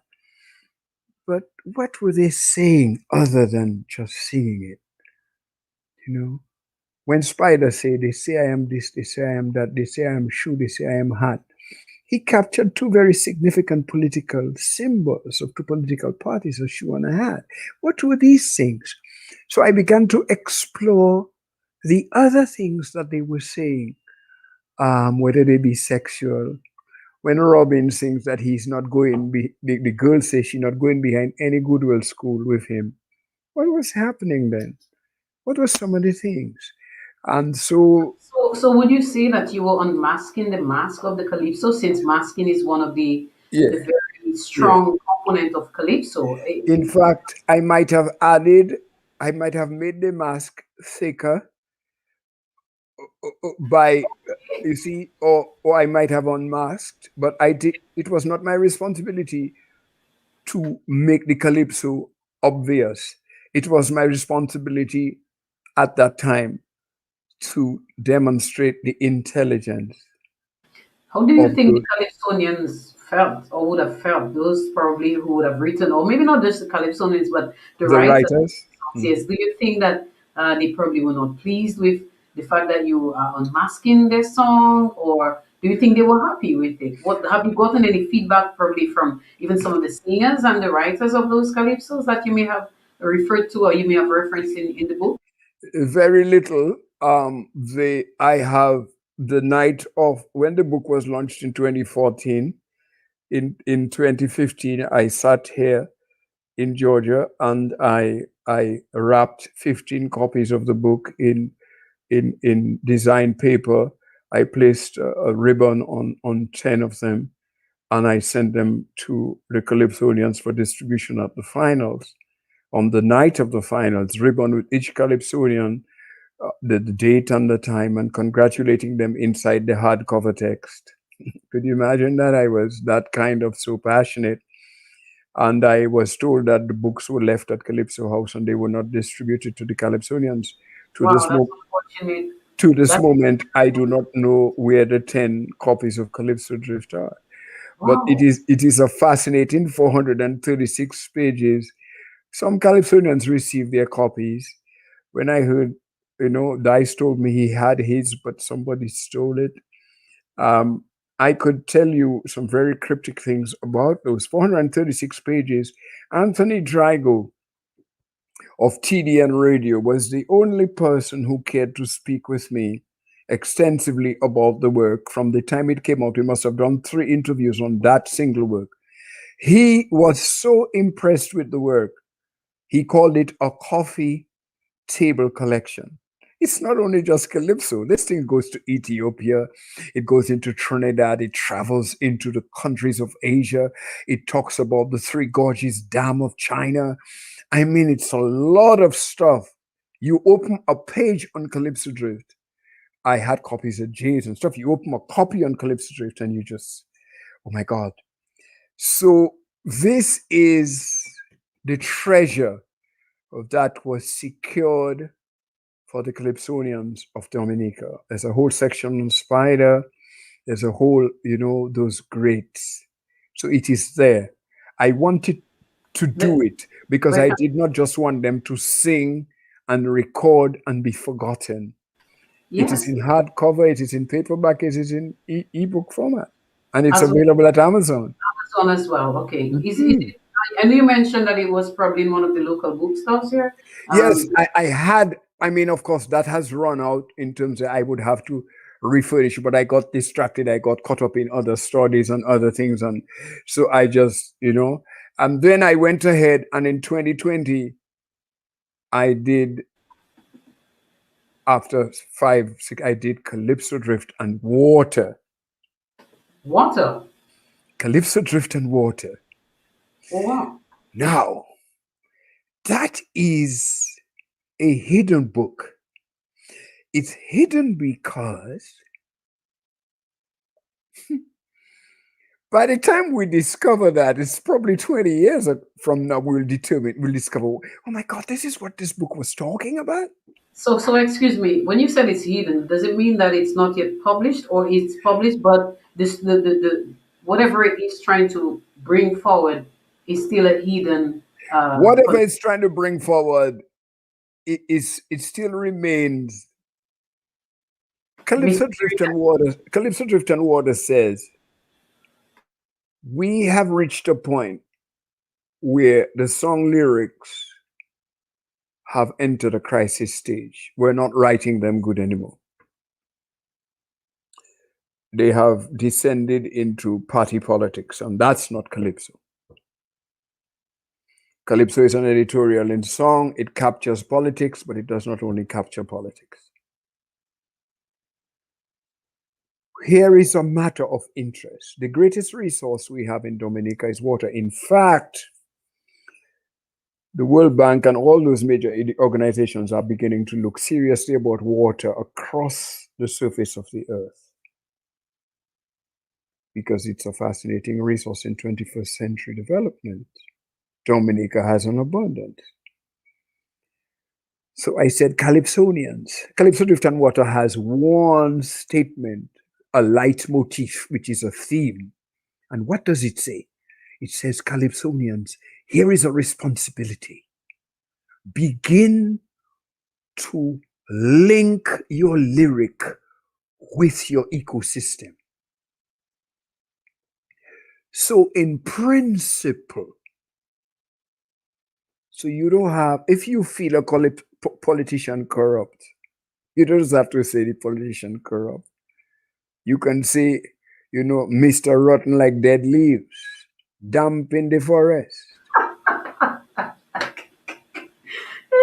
No, that is creative. I like this. So use similes, bringing into the ecosystem. Oh, Dice came close to it this year with his water, but he went by way of Dowasco, and I don't think that was, although that is an important observation, but, and I mean, Patty Ron, as usual, remains a writer that I respect. Every book I write, I send him. Did I send him copies of Calypso Drift and Water? Probably, because I don't know exactly where he is now. And it's only a recent publication, but he is respected. I like, but again, I sent him a note, say, Pat, we have to start to look at water. And because I had written Calypso Drift and Water, I say, you cannot, but it's not just water as a negative. It's just not a negative. It's not a chantung. Interestingly, Stein, some of the comments about the water issue. One person, Alicia, says online here, maybe the concept someone could say, "Oh, the water is sour. The water's sour." That could Yeah. be. And then I see Rubes Hyacinth James. She says, I ordered the book on Amazon after passing it on to my sister Seraphine, who is the first female Calypsonian in Dominica. I learned about the book by Alex Bruno, or from Alex Mhm, Bruno. mhm, mhm. So it's good that some people have read it, and I think we need to read it, like all of us, Yeah, in to fact, Alex Bruno appeared in Calypso Drift, where I actually recorded him having an interview with Dice in 2007. That time, Dice was singing Lights and Follow the Leader. That was the year Hunter beat him with typical Dominican, and Sandy came in with, a beautiful African woman. Um, Alex had been speaking with Dice about the possibility of he losing the crown. And Dice was saying that, Dice had this long, and so I recorded this. And so Alex has been close, not only as a master of ceremonies, he's exceptional in that regard, but has been close following. The art form has been involved in the work himself. There are people who are, there are Dominican writers who buy the work. A lot of people in Europe buy the work. Um, Calypso is not a very a thing, except for Dominicans who live in the States who know. And of course, at the time when I did the book, I placed it on Amazon. COVID was on. I haven't had tons and tons of money to say I could purchase copies and ship, and those things cost a bit. I'm a student. So I sort of just leave them online for the moment. I do not blame people for not reading them. Sometimes it's nice to make the book accessible in bookstores, at home. But I have not always. So in the meantime, let us do, if you can get a Kindle copy for $6.99, hey, why not take it? If you have laptops, you can read this Calypso Drift and Water. It's 386 pages. It's also on Amazon. It is another kind of work, but all it says is do not. It's time for the ecological blending with the lyrical.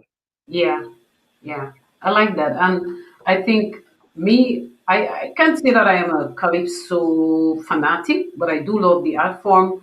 I have grown a bit disappointed over the past few years, and I've used the expression personally of there was a point where I felt like calypso was being hijacked by politics or politics. Daddy just sang that, yeah. Yeah, but again, that's just my perspective. I don't know, Hmm. other people might have a different view on it Hmm. of it, but Hmm. I think it's right now that you're sharing about these books. I think I would want to read it to get even a bit of the history of the past singers like the Spider and Solo and all Hmm. Yeah. that you mentioned. But I have to ask you, Stein, before we transition into, and I know normally I would have wrapped up this show already because I normally keep it between an hour and a half to two, but there is so many. I know a man like you has a wealth of knowledge, and there is so much that I know you have to share. Maybe one night is not enough to talk to you, but I have to ask you before you even talk a bit about the book on your mom as she returns. I would want to ask you: have you thought about doing audio books? Because a lot of what you are saying, and of course, I think no other voice but your voice, because your voice is special. Like your voice is unique. I think everybody knows that distinct voice. Some people even talk about it here on the program tonight online. And so I think that's something you need to think about if you've not yet thought about it, that you need to put these books into audio books that those of us who may not have the time to grab the book and to read or maybe even online, while we're traveling, we can listen to it and get a catch of some of what you're saying. So I hope that you consider that. But Yes, yes, it is. It has been suggested. I've already, and there are Calypso Drift is a bit complex. I would have, because one friend of mine who likes the book so much because he likes the section on the Rastafarians, on the intellectuals and activists. You hear what I'm talking about? Dominica, the intellectuals and activists. I don't know how many of us know those things. The Rastafarians, Parliament, upstairs ministry, and the Parliament discourse on dreads. There's one guy called Danny Prosper who lives here in Georgia who is fascinated by this, and he keeps reminding me that there are two books in one in Calypso Drift. The first part can be audiobooked. The second part on the Calypso itself, there are sections that we would have to select because there are some complex things that appear in terms of names and so. remember the books go international, and An Unassuming Love can surely be audiobooked. Calypso Drift and Water can be audiobooked, and As She Returns Now. Oh yeah, that is sure a book that has to be. So yes, it is something that I'm giving some consideration. I I would think love to have a you need to Dominican. move it, you need to move it from consideration to real deal, because people here are asking for it, by the way, right now, even as we're Okay, talking. okay, Number no of problem, people are saying no they would problem. love to hear your voice, because your voice is so unique, Yeah, so this. but the strange thing is, I would love to read it myself, but I Yeah. can't. Okay, I get you, that's You true. see, I um can't because I cannot read it myself. If I pick up the book, I will see the line, but the word runs off the page. so what about So braille? What so about braille? Have you been able to get your books in the braille format, and do you read using mm, braille at this I point? I did braille. Uh-huh. I did braille when I started. I became very proficient in braille to the extent where my teacher framed one of my braille letters to her. But after a while, when I became acquainted with screen readers and JAWS, I just braille is something you have to learn. If you like, for instance, if a person is born blind, congenital blindness, I think they take into braille very quick. But I lost my sight as an adult, Yes, yes, yes. and I That's had to learn braille as an adult. I did my best to complete mm-hmm, the course mm-hmm. and to use the braille machine to write out letters, but I don't think I could have stayed with braille. But here's the thing that's important. Sometimes I go back to my braille book and I touch the dots, because I've understood that the visual cortex is not only for seeing. And when you apply your finger to an object and it touches it, that effect goes into the visual cortex and enhances it. Yes, sir.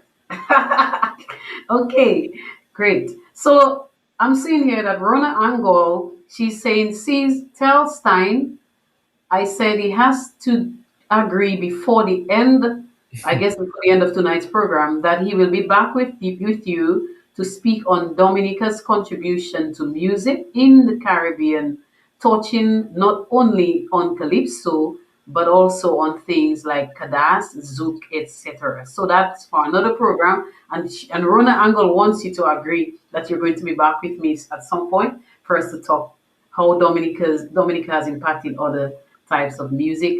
My sister Corinthia Paul is saying she second that, and she's your cousin, and she said hi to my cousin's time as well. Yeah, are you setting me up now? Yes, yes, yes. You are a wealth of knowledge that should not be wasted, sir. Yeah, well, As She Returns Now should be should be audiobooked. I think it's a very lovely story. Actually, I remembered when John tried to read it. As soon as she opened the first page, she began to cry because the book is that moving. So that is a book that certainly can be an audiobook. I actually had sections that I thought I should ask Cease to read something from that. Sure. If you want me to find it, Oh, I can. oh, check if you can find chapter 4. I don't know if you can get chapter Yeah, 49. I have Mama's favorite psalm. That's what I have. I don't know it's chapter 49, Mama's favorite Yeah, psalm. Mount Series. Yeah. Okay, so Ooh, Mama's favorite psalm. Should I read a little bit from that? yes, of course. Okay, so it says, this has taken us to a sanctuary. This is one of Earth's churches ruled by ritual and people's love. Mama's goddaughter is a singer at her funeral. Mama's brother is her grandfather.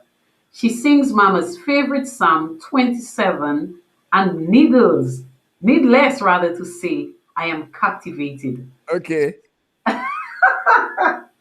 You She's want you want to read more? Ah, She's deep like a baritone. Silence holds the congregation listening. An African American Southern presence is combined with a Caribbean gospel swagger, filling a Roman Catholic church in the Caribbean with this chant older than Mussolini. Should I ooh. stop here? Yes, you should, All right, tell me more. because they'll come looking for us. Let me see. Okay, Let me good. see. So that Mama's godmother happens to be me. Yeah, mama's goddaughter. Mama's goddaughter. Yeah, man, that is Yes, beautiful. yes, yes. Hmm. Let me just Yeah. tell you, you continue. She was my godmother, and truly, Stein. I loved Tanti Days. I think she loved me too, and I'll tell you why. Every time I went to see Tanti Days, at that point she could not see. She would always say, "Come, come, let me feel you. Let me feel how you look." So whenever she touches me, and of course I was a teenager, a little uncomfortable. I won't lie, but I will say that Tanti Days would tell me if I put on weight, or if I was growing, or if I was smaller, and she always had some admonition for me. I think she inspired my spirituality because when my grandfather's wife died, that was my grandmother, I remember going by Tanti Days and I had my rosary, and she always said to me, "Make sure you always walk with your rosary." She always said that to me. And I think I got a love for the rosary from Tanti Days that small and never parted from it. It's something that I keep very close to me. So Tanti Days definitely inspired me a whole lot. And so I was shocked to find that I was being referenced in this book. But go ahead, it's all yours. I'm gonna stop talking now. Yeah, it's all right. It's all right. But I don't know if you, but this is so lovely. That is, if you could do, how do you find a word in a text? I mean, can you find a word if you wanted to find a word in this? For instance, if I told you the word scales, SCALES, would you just be able to do a control F, control find, and type in the word scales and hit enter and you would get to that word? Oh,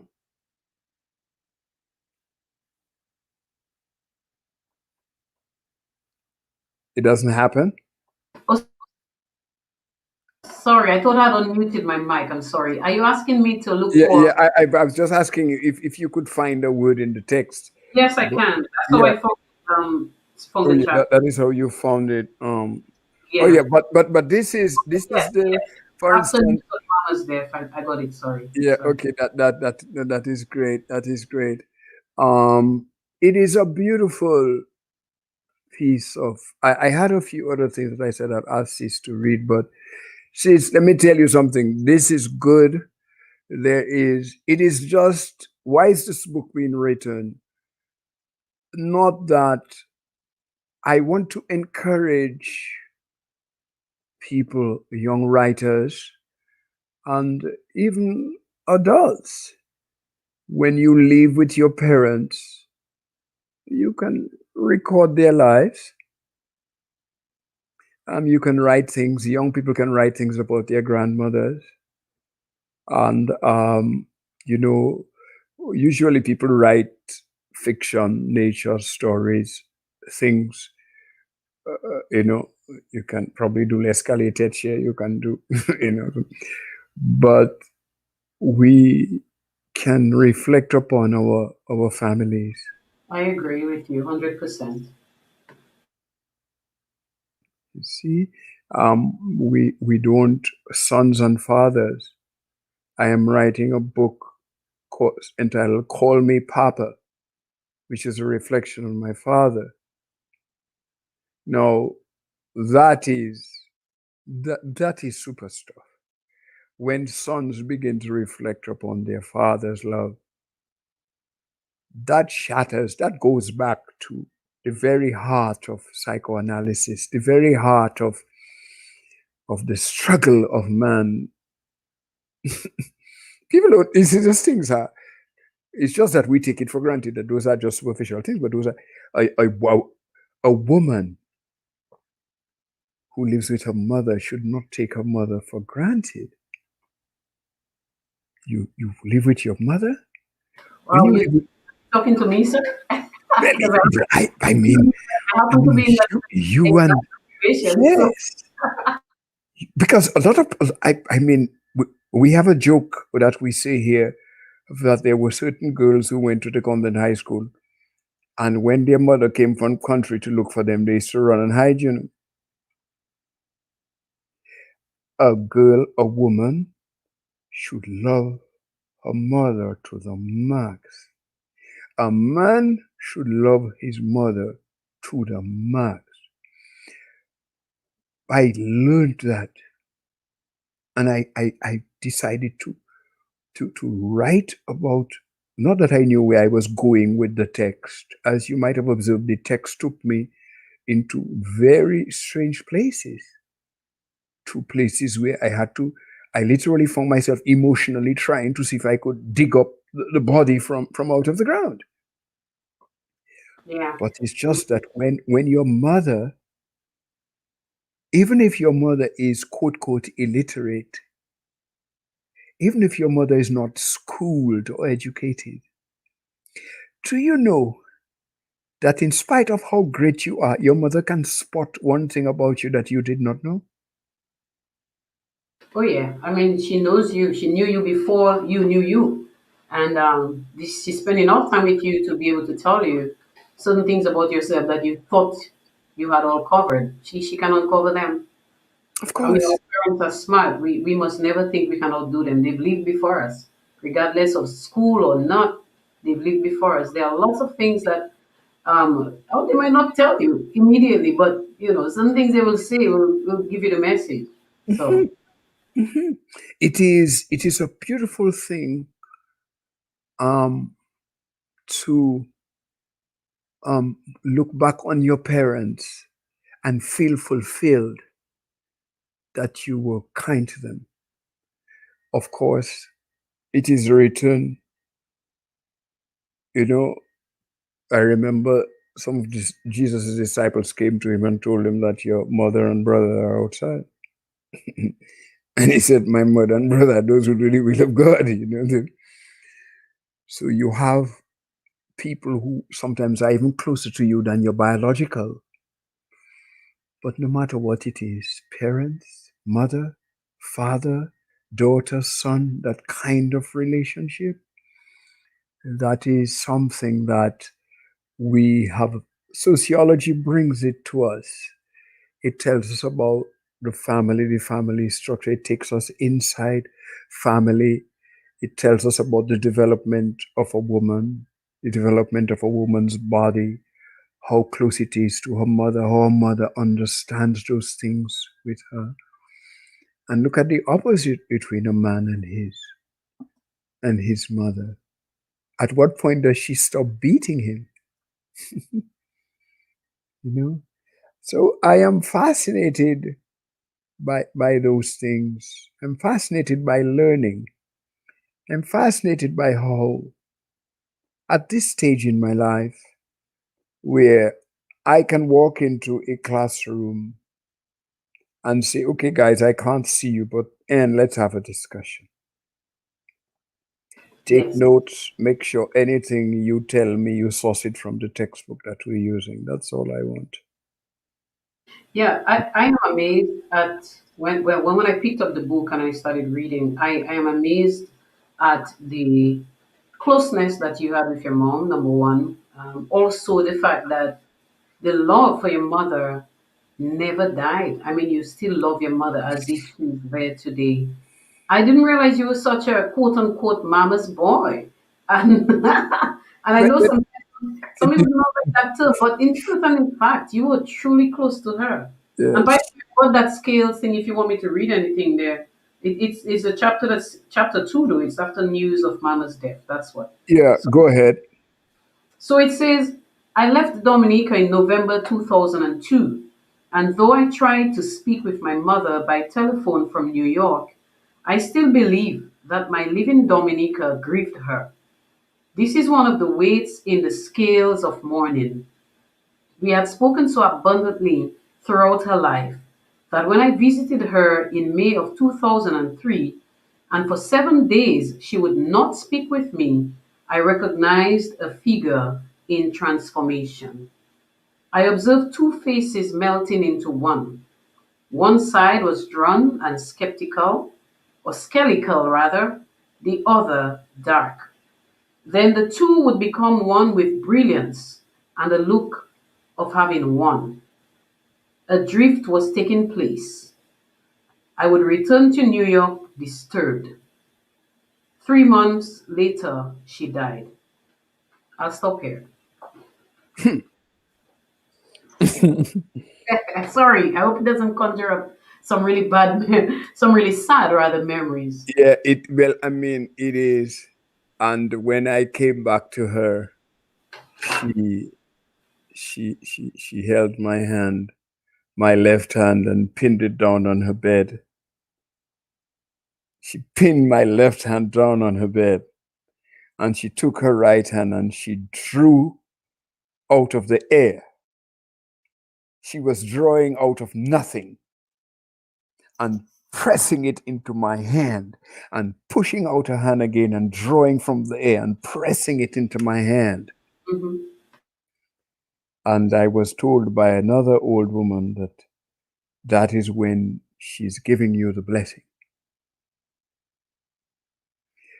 But I think I sort of Mm-hmm. I think Mama loved, all her children have that. I mean, that closeness. It's not only me. It's just that I learned to write it. But all I think, Katie, her first child, Bernard, her second boy, she loved him so much. Eudora, who died at sea, and Joycelyn. I mean, Joycelyn and Mama were just pretty close, and Pearl and Mama loved Ali. Ali was the last, and Ernest. Denise, yeah. I mean, they all. We used to. I mean, they would go to see her at night. Joycelyn and probably Ernest would go and check out, and she would give them so much trouble the night before. And they would come back the next day. You must come to look for Mama.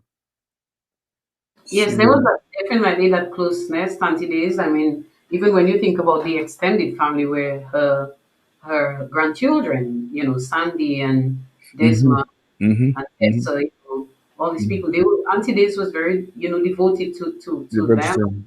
But particularly after their mother died, Yes, yes. because their mother went out to sea, and their boat sank, and she disappeared in the dark ocean. Her body was never found, and she had 4 children. Her husband was the ship's captain, and so Mama took on the burden or the beautiful trouble of caring for those children, and she did her best with them, and up till the time when everybody had grown big enough, sent them to high school and all of that kind of stuff. So she was. I mean, my sister Joyce lamented the fact that when Mama was Mama, when she was up and about, she had a lot of friends, but that's life. When she became blind, people would seldom pass by to say hello. But that is the history. If you look at any historical, any biographical movement, you will see people who have had. When people are great, you have friends. When something goes off with you, friends run away. But certainly loving, she knew the pay packet of every woman in Portsmouth because she had to make the pay packets for every woman who was carrying banana at Geese. Yeah. She, very, very, very. And you spoke of the extended family. When Tanti them were cattle and agriculture people. When Tanti had meet Mr. Charles, those people, they used to kill bulls, heifers, sometimes cows, cattle. We had meat to share, so they had meat. We probably had something else. Used to sell well, then I used to sell. I had to milk my cow every day. That's a whole trouble by itself, that cow milk. But I milk cow. I mean, I had to do it, and it was great fun, and the cow and I developed a relationship. I must say, animals are pretty. I still see representations, but I had to get up in the morning at 5:30, head out into the tall grass at Sugarloaf to milk, or get to the cow where it's tied, get water from the river, wash its breasts, and then draw the milk, bring the calf to it, let the calf drink to pull it down. And as soon as the mother lets down the milk, I would pull the calf away and express that milk and let the calf drink the rest. Then tie the mother in another place where the grass is green until in the afternoon I come back to change it again in the night. So I had two trips, one in the morning to do the milk, one in the afternoon to sort of change where it was. And I did that as long as as long as we had a cow, I had to milk it. And I remember once I was coming from Longhouse, we had a cow at Longhouse. Boy, and that day I was excited. I had a big pot of milk. They used to call it a bum. Yeah. You guys say that now, but anyway, yeah. And I come in and I reach just by bumper them down there. I mean, I talking about Portsmouth just when you enter and try coming to come across to head up through the man. And the handle of the bum come off. And all my milk. You know when they say you can't cry over spilled milk? I saw that literally. All my milk at my feet. A lady, I think it was probably my Aaron, she said, "Don't cry. Mama wouldn't beat you." Was she right?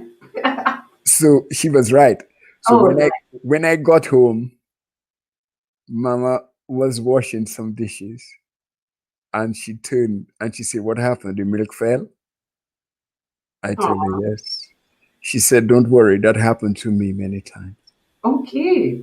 She was good. She was really good. I like that. Mm. So you have all these beautiful memories of your mom, and I'm sure a lot of us. Mine is faint. I was being my mother's last child. I had the late, you could say the late experience. But I'm sure my brothers and my sister would remember a lot more than me. But my brother feels, but he's online and he's saying that his grandmother Olive, that is his paternal grandmother, was she and Tanti Days were best friends. Very good friends, yes, very good friends. Yeah. So In the that's huckstering business. yeah. Because that Miss Olive was a major huckster. Her shop was on the corner of Borough Square there. She was a major huckster. And well, you know who had to go up to Antigua and Guadeloupe and Montserrat to sell the dashing and the yam and the tanyas, and it was me. Ah, And that is how I got out to see okay. all the coconuts. So I spent a lot of time at sea Hmm. because mama never really liked me to stay at Portsmouth. Yeah. You know, whenever I was on holiday, she said she didn't like idle people. So she always to go somewhere. But it was then I had to go to school.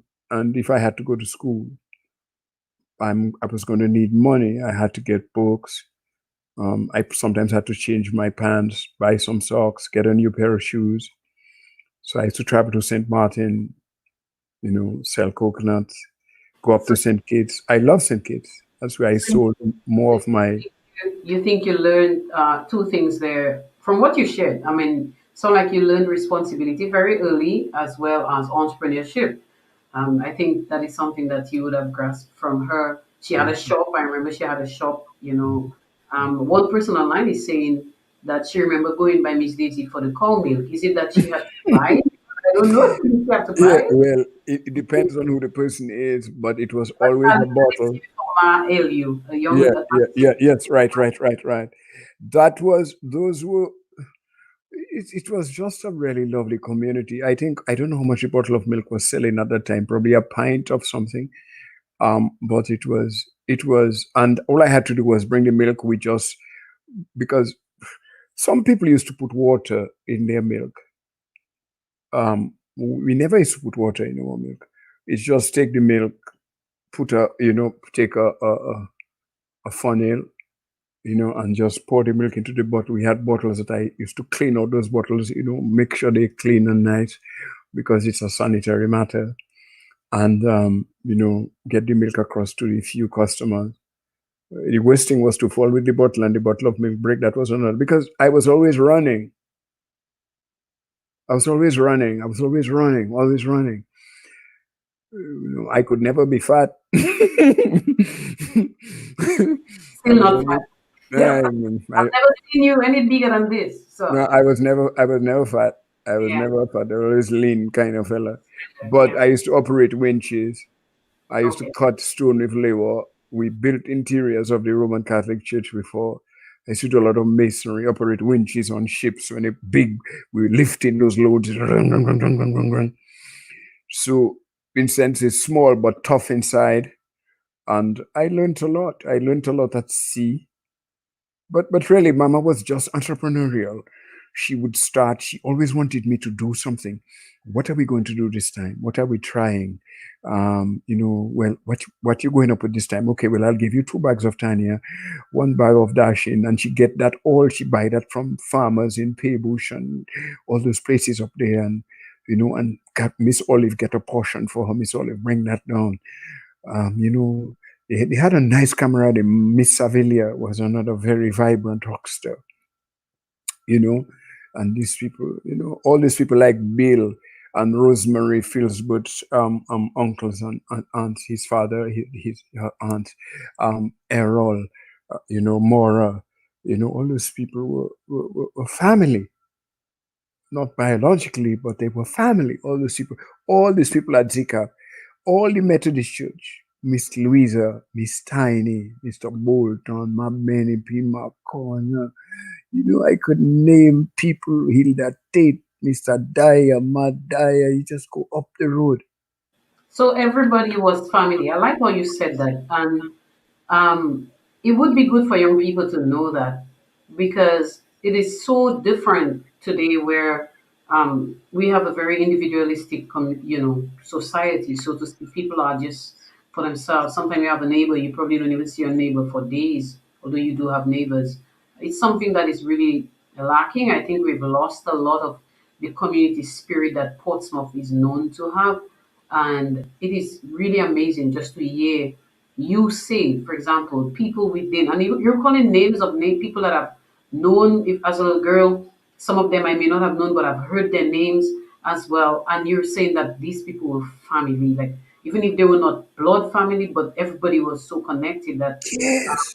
family. And I think your book, that book, As She Returns, chronicles some history of the community as well Mm-hmm. as that of your dad Oh, to a yeah. certain extent. So I hope people can pick up that book as well and read more Yeah. and get to know. Well, But I it believe we need should be, go ahead. it Sorry. should be, it should be, within the next 2 weeks. It should, in fact, they've already begun to talk about, I spoke with them about pricing already. And even if it's an online version, it will mean online and paperback for the moment. The guys were able to read it. They're not from Dominica. These are guys from Southeast Asia and all those places that own book. I doing it with Bookvine Press, which works with Ingram and other things. And those guys read that book and they called me and said, Stein, we would like to create a cover for this. I said, but I have a. They said, no, we like what's in this. We think we can get a cover based upon what we read. And I was so delighted to hear that they could read the book and not knowing anything about anybody associated with this were able to create a cover because they got a concept. And so that the front, they have a cover of a woman seated looking as if with a sky sort of. So they were able to capture that. And the back, I got my friend Henrik Aaron to go to Savanpai. And I told him when the sun is going down at go to Savanpai and shoot the cabrits for me when the mountains are casting their shadows into the sea. Wow. I can imagine that photo because there is a lovely site from the school where you capture the entire coverage itself from that area. So did you get that? Oh, Henrik sent about 14 pictures from. Wow. Okay. I sent one for 3 or 4 for those guys, and those guys say, Stein, we got one. And inside they could write the text and so. So it Hmm. is, that is, I like collaboration because Avon for Miss Louisa, he live opposite Miss Olive, that is Phil's grandmother. Avon was in Portsmouth about a year ago, and Ernest was passing through Zikak, and Ernest tell me, I'm going to let you speak with somebody. And Ernest say, Avon stayed. You know, they call me Stain. And Avon say, Stain, what's going on? Avon, I say, let's make a truck now. He say, come tomorrow, we're making it. So,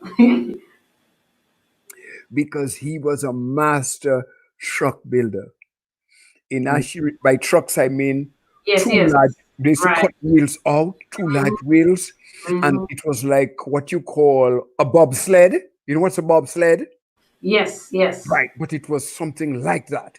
And they used to have a wheel. Oh, those guys were great.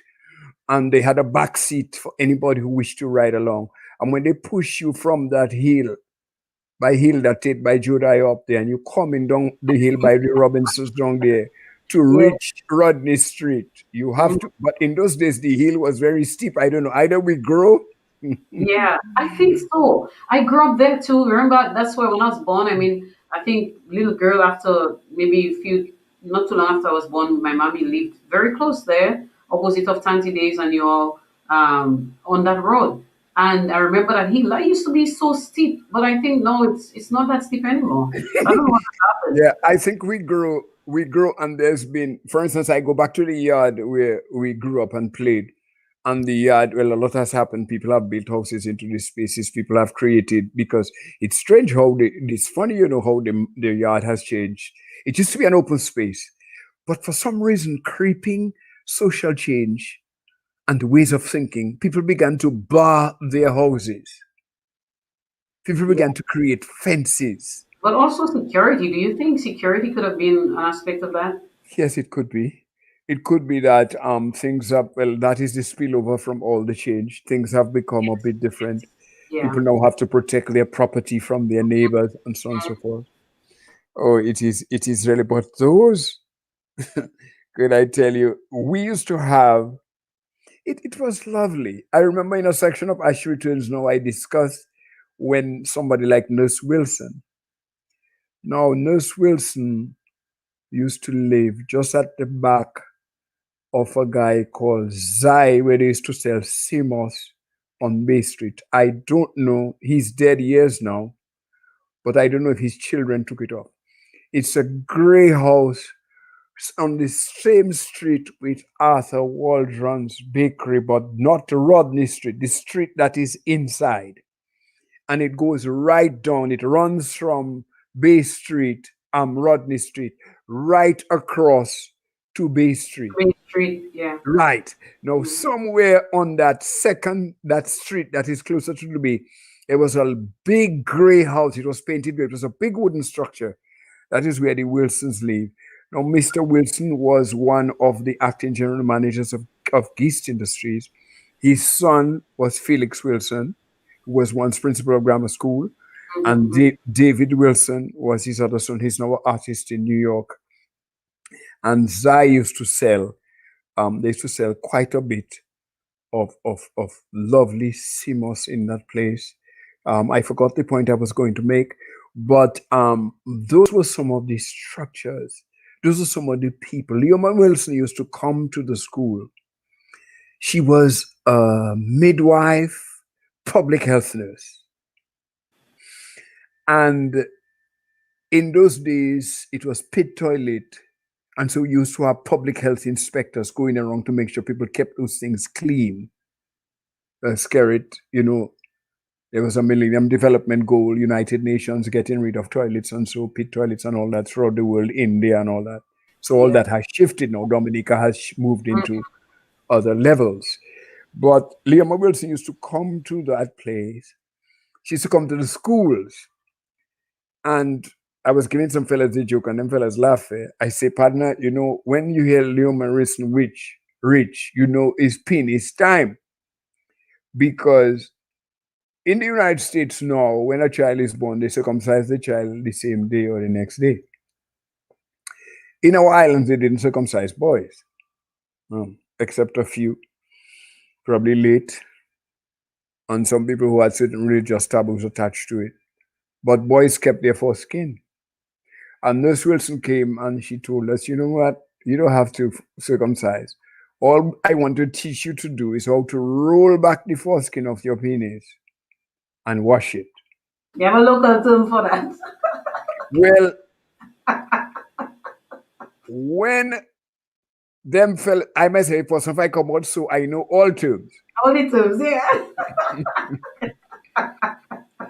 So when they did that the first time, it hurts, you know, because it's tight. The mouth of the penis is tight, so you pull back, and then fellas had to wash it. And over time, as you do it, it was a very great hygienic practice because under some fellas, under the foreskin of some fellas' penis, you know, fellas used to tell fellas, "Why you have cream?" So fellas learn to clean that out, and so after a while, it was very important hygiene, very important. You all used to say you have cream. I heard they used to say you have farin. Well, that is probably another. Well, probably that is probably what they used to say too. All right, I grew up with my brothers, so I know a little thing. But Right, those were some of the days hygiene was key, and you know. So someone says, Nurse Wilson tongue did not have bone. That means she's Oh already no! That lady used to tell it like it is. My mother says that Mr. George Rory is living, or was living rather, I think he died, yes, may rest in peace. He was living in the house that you were talking about along that street. That's Once along that time, then also Mr. George Roy moved just outside Charles Savre's parents' house, diagonal to that, more to the east of that. Right. He and his family with Rosamond Roy and Blanche and these children and Rudolph and so on and so forth.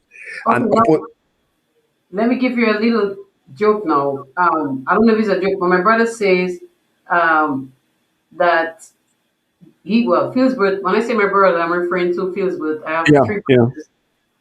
Philsbert is on, and he's saying, give him that joke for me. Tell him there is a boy they call Javan who is living by Summer. You know Summer. Mm-hmm. We call him Stein as a nickname because he said you guys look alike with glasses, with your spectacles. And those boys call him Javan Stein. Wow. Wow, that is an interesting one. Well, let me tell you now, you must like to read a lot, you know.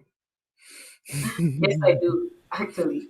Yeah, it is. I hope he likes reading. Yeah, but you know, that is at the heart of the matter. And even people who are out of school, who have left school 30 years, a lot of people between 30 and 40 have stopped reading. A lot of people between 30 and 40 have stopped because what they do. You're right. And that's what crossed my mind earlier when you said that the books were taken to the Calypso house and you were told that they were not given to people or something like that. And then, of course, I wondered, I mean, and you said you're not even sure where they are. So I wonder, and the thought came to me that, you know, it is said that we do not like to read, especially, unfortunately, men, black men. It was specified that black men do not like to read. And it's something we need to really change. And I'm happy we're talking books tonight because we need to read. I need to increase my reading. I read, but not always in a book. But I always read every day. But I just don't read always picking up books. When I met my father at 19, he asked me. He told me I left in those days 7 O levels was probably good. These days children having 19 and 21. CXE, he told me I told him he had 7 O levels. He asked me, he tell me, oh, you're good. I said, he tell me, may I ask you a question? He said, what is faith? He said, what is faith? I said, I don't know. He said, go read the book of Hebrews. Now, you know, when you're in the Methodist Church, you read Matthew, Mark, Luke, and John. When you're with Brother Johnson, you read Matthew, Mark, Luke, and John. You know, for God so loved the world and so. And I did a lot of plays in the Methodist Church. Every Christmas, Easter, we have to have a play. All now, so we would have a play tonight. You have a play, last night on Good Friday, always had a Jesus, like a straw basket with a doll in it, But we used to try some, but you read Matthew, Mark, Luke, John, but probably the act sometimes, but Hebrews, I mean, you know, and I started to read, Faith is a Substance, and that changed. At the same time, after that, I just started to read.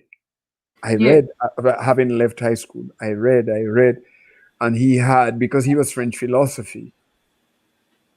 So I was reading some strange stuff that Paul Claude look. I was reading all kind of thing. I read Jacques Rousseau's Social Contract long. I had a big complete workshop of Shakespeare. And when Something we had something I find amazing about you is your memory. How much you remember, so much. You remember the names of authors, you remember the names of people, the details. I find that you're very detailed, even in reading some of what you wrote already. And even just listening to you tonight, there is that level of detail that you share. Someone said it earlier that you're a great storyteller, and that captivates people, that captures people. I don't think everybody has it. I don't think I do, but I it's amazing. I just thought I would, just plug that in. And I have to say though that we've been on for about 2 hours and 21 minutes, no, so so we're gonna wrap up at 3 hours. What do you yeah, think? we're going to wrap up at 3 hours. Yeah, 9 minutes. It means In nine you have minutes. a lot. Well, 2 hours and 21 minutes. Yeah. So you see, you want to go to 3 hours. Okay, let's go. So what I'm saying, we have about 9 minutes. Oh, we Is it? have 9 minutes. Okay, Oh, no problem. it's not even, no, not 3 hours actually. Yeah, but I was saying 2 hours and a half. We could Oh, probably. 2 hours and a half. Okay, no I problem. don't know what you think. I don't want to get people tired. I know people are on and they're actually listening, which is good. The conversation is good, and there's so much to capture. But I don't want to tire you either. So I want to be fair. Now, well, I am very relaxed. I'm seated. I I can mean, see that, I sir. don't want anybody to begin to feel, oh, Yeah. this is becoming, I mean, I could begin to tell you some very X-rated stories, but that would spoil the conversation. But of course, and me and you would have a fight over that. So you Oh can. yeah, we would have to go in a private.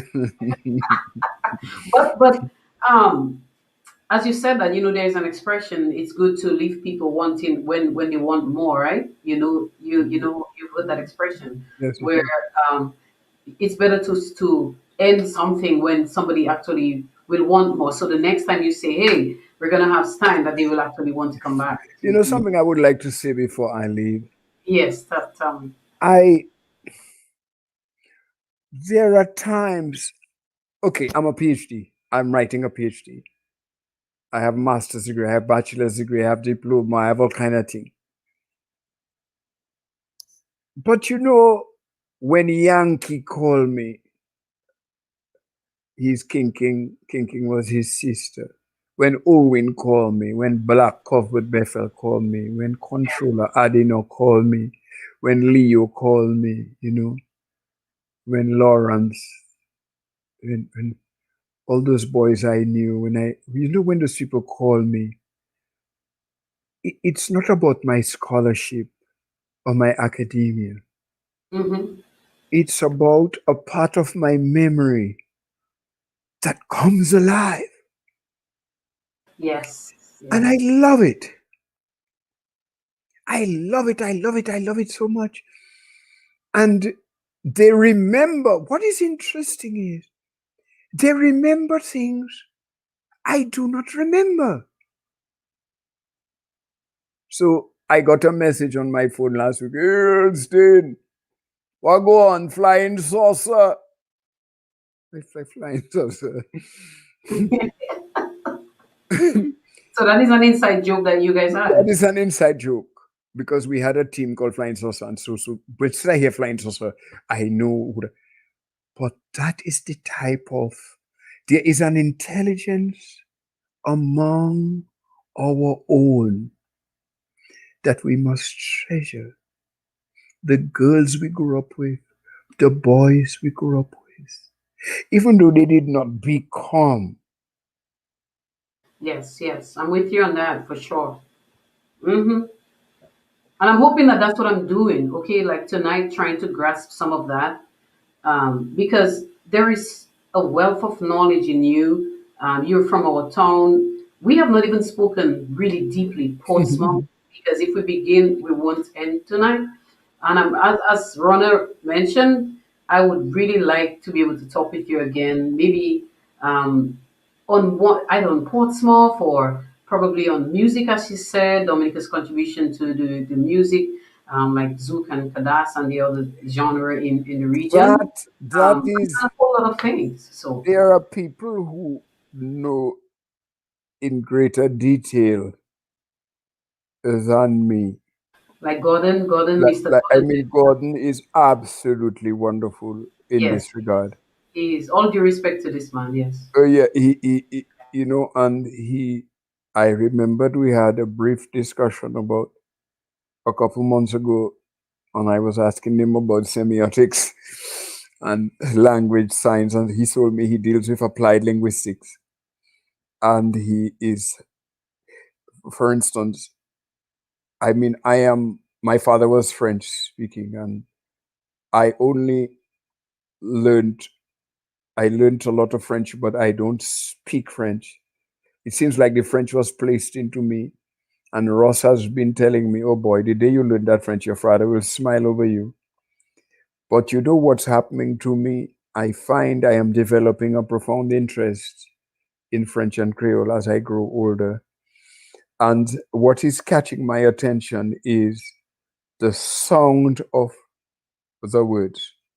Okay, So if somebody tell me, Usav Saukadi, yeah, you know what you're saying? That's interesting. It's nice to say it.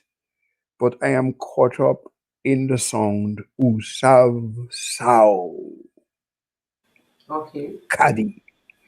I am caught up in the sound of the language. Kimun Ukwe oui. Uye. I am caught up. What is that? Mweka bow. What is bow? So whilst some people are speaking the language much more fluently, Mm-hmm. I am fascinated by the sound of it. Got you. I think you are a lifelong learner, clearly, and I think that's why you're always thinking of the next thing that you want to do or that you want to learn. I think it's a positive attitude for anyone to have going through life. A lifelong learner forever learns, and that is why when you speak, people listen, like people want to hear what it is, what is your contribution, what it is you would like to say. Even, for example, I would be home and you'd call the radio station and someone is playing a song and you would give them a background history about the song, or you would probably say to them, hey, have you ever heard that song? And you can tell them the name of the song, the artist, and what the song is all about as it relates to the song that they're playing, which is like, it for me it always blows my mind. So one of the things I always say when I refer to you, and I say it, and I think I wrote it on one of the promo for tonight's program. I said that whenever I listen to you, my brain gets hungry. Like, I think you make my brain hungry. I always want to learn. I always want to hear something. Whenever you speak, I always want to hear, because I believe there is a learning that I'm going to get from something that you're going to say. And I don't believe I'm the only person. I think there are lots of people, whenever you speak, people truly want to grasp something from you. You definitely are a gem. I have to say, not because you're my family. I think, put that aside, you are definitely, you are one in a million. You are so unique, and there is a lot more that you have to share. I You, remembered Gordon Henderson told me once, yeah, whilst I'm saying this, let me say good night to a learner named Mariah. She knows herself, very good learner. Good night to you, my dear.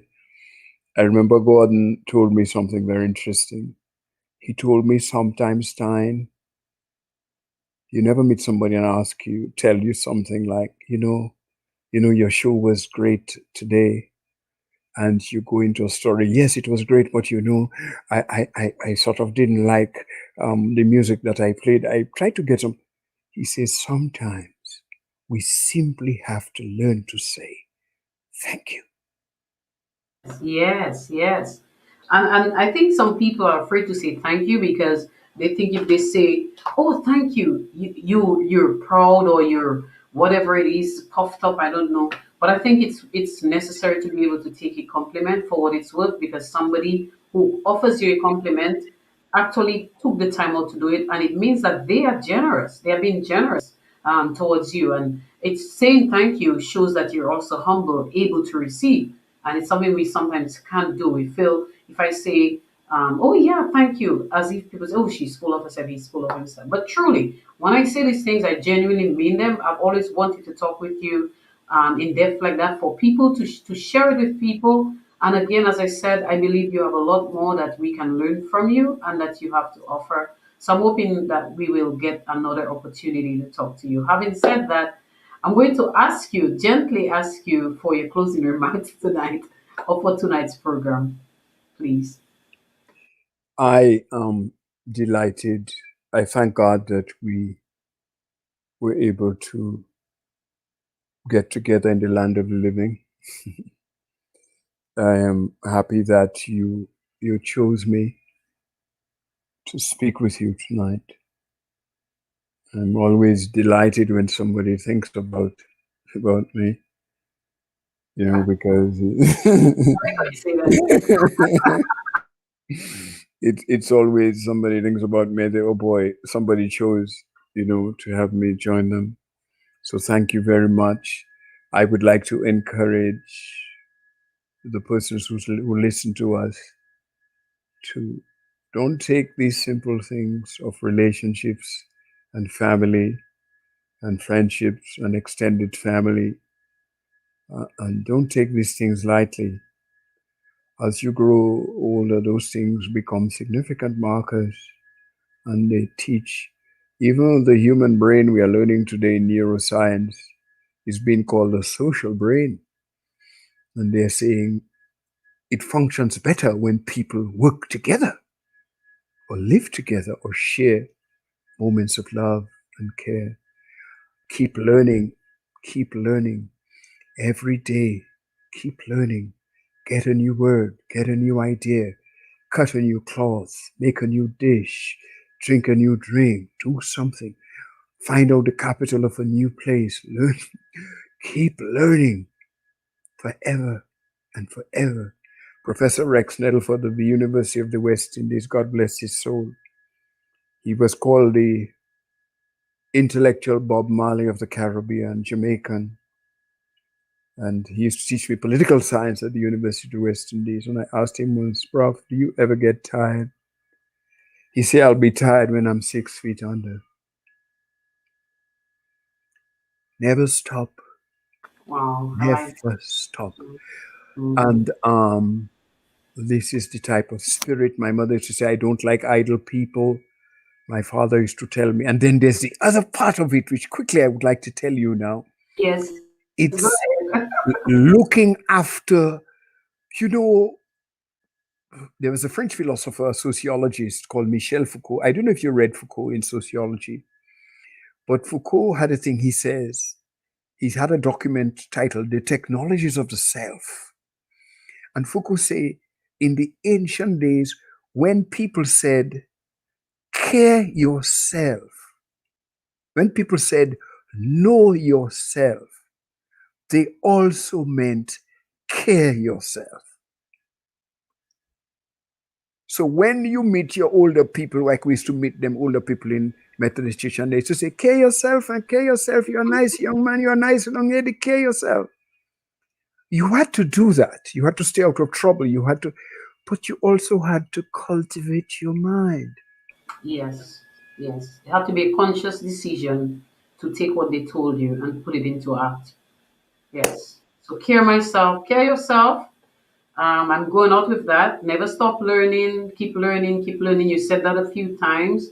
I wrote it down so folks can remember. Do something new. Learn a new word. Yes. Forever, forever. And as you said, your mom never wanted you to be idle. So let us not be idle. I think I like going out with that for me to ponder and for me to put into act as well. I am proud to call you family. I am proud to be able to say that I had that moment with you. So thank you so much. I Yeah. appreciate you a Well, lot. love you plenty, much Love of you that. plenty, cause Yeah. So we shall talk some other yes, time. certainly. Maybe let us set it for the summer. Yes, we will liaise and Yeah. decide on the day. We will email as we do, and Mm-hmm. we To will do so. decide on the date. Thank you, Okay. audience, for your feedback. Thanks. I hope you appreciate it. Hmm. Please, I wish I could read 1,000 pages for you, but Yeah. maybe within the next year. Well, yes, I want to say to them that always sorry we can all let us go out and get the books and support Mhm. the author. You love him, you love his voice, you love the wealth of knowledge that he's offering. Now I kindly ask you and me, all of us, to go onto Amazon and purchase his work, purchase his Mhm. book. This man is Mhm. brilliant and he has a wealth of knowledge that he has already put out there that we can take advantage of to learn and to apply in our lives, in our day-to-day interactions, and also to spread the history that the children who are behind will know, will be able to Mhm. grasp and become better citizens of our region, of our nation, of our world. So, having said that, I truly want to thank all of you for joining me tonight. I want to join in us, rather, join in our conversation. I want to thank all of you for committing and making Friday night so special that you would, be here with us. I know Friday, Good Friday, after, the whole church thing, everybody probably just wanted to have a nice meal or probably just sit with friends and chat, but you came. So we really appreciate all of you for joining us tonight. And we will have Stein again at some point in the future, as you heard. So look out for that. Hopefully, in the next program, I will be featuring Mr. Adina Douglas. I think I got his approval or his confirmation. So you will see that flyer coming out in the next 2 weeks. We will have him, hopefully, God willing. So look out for that and come again. As I always say, we have a town to build, and all of us have to contribute to it. God bless you. God bless all of you folks. As I always say to us, remember COVID-19 is still out there. We should not take it for granted. If you've not been vaccinated, I urge you to get vaccinated, get to find out where you can get the next vaccine that's available, and so that we can become a safer community, a community or a nation where we can say that we have herd immunity to build back our various industries, including the tourism industry. As you go out, it's Easter very soon on Sunday. From tomorrow evening, there is Mass if you're a Catholic from 11 p.m. And if you're not, find a church to worship and let's go celebrate the resurrection of Jesus Christ, the Savior of the world. We're so grateful for what He has done for us. I pray that the Lord keeps you and blesses you. All right? Stay good and one love, my people. God bless. See you guys.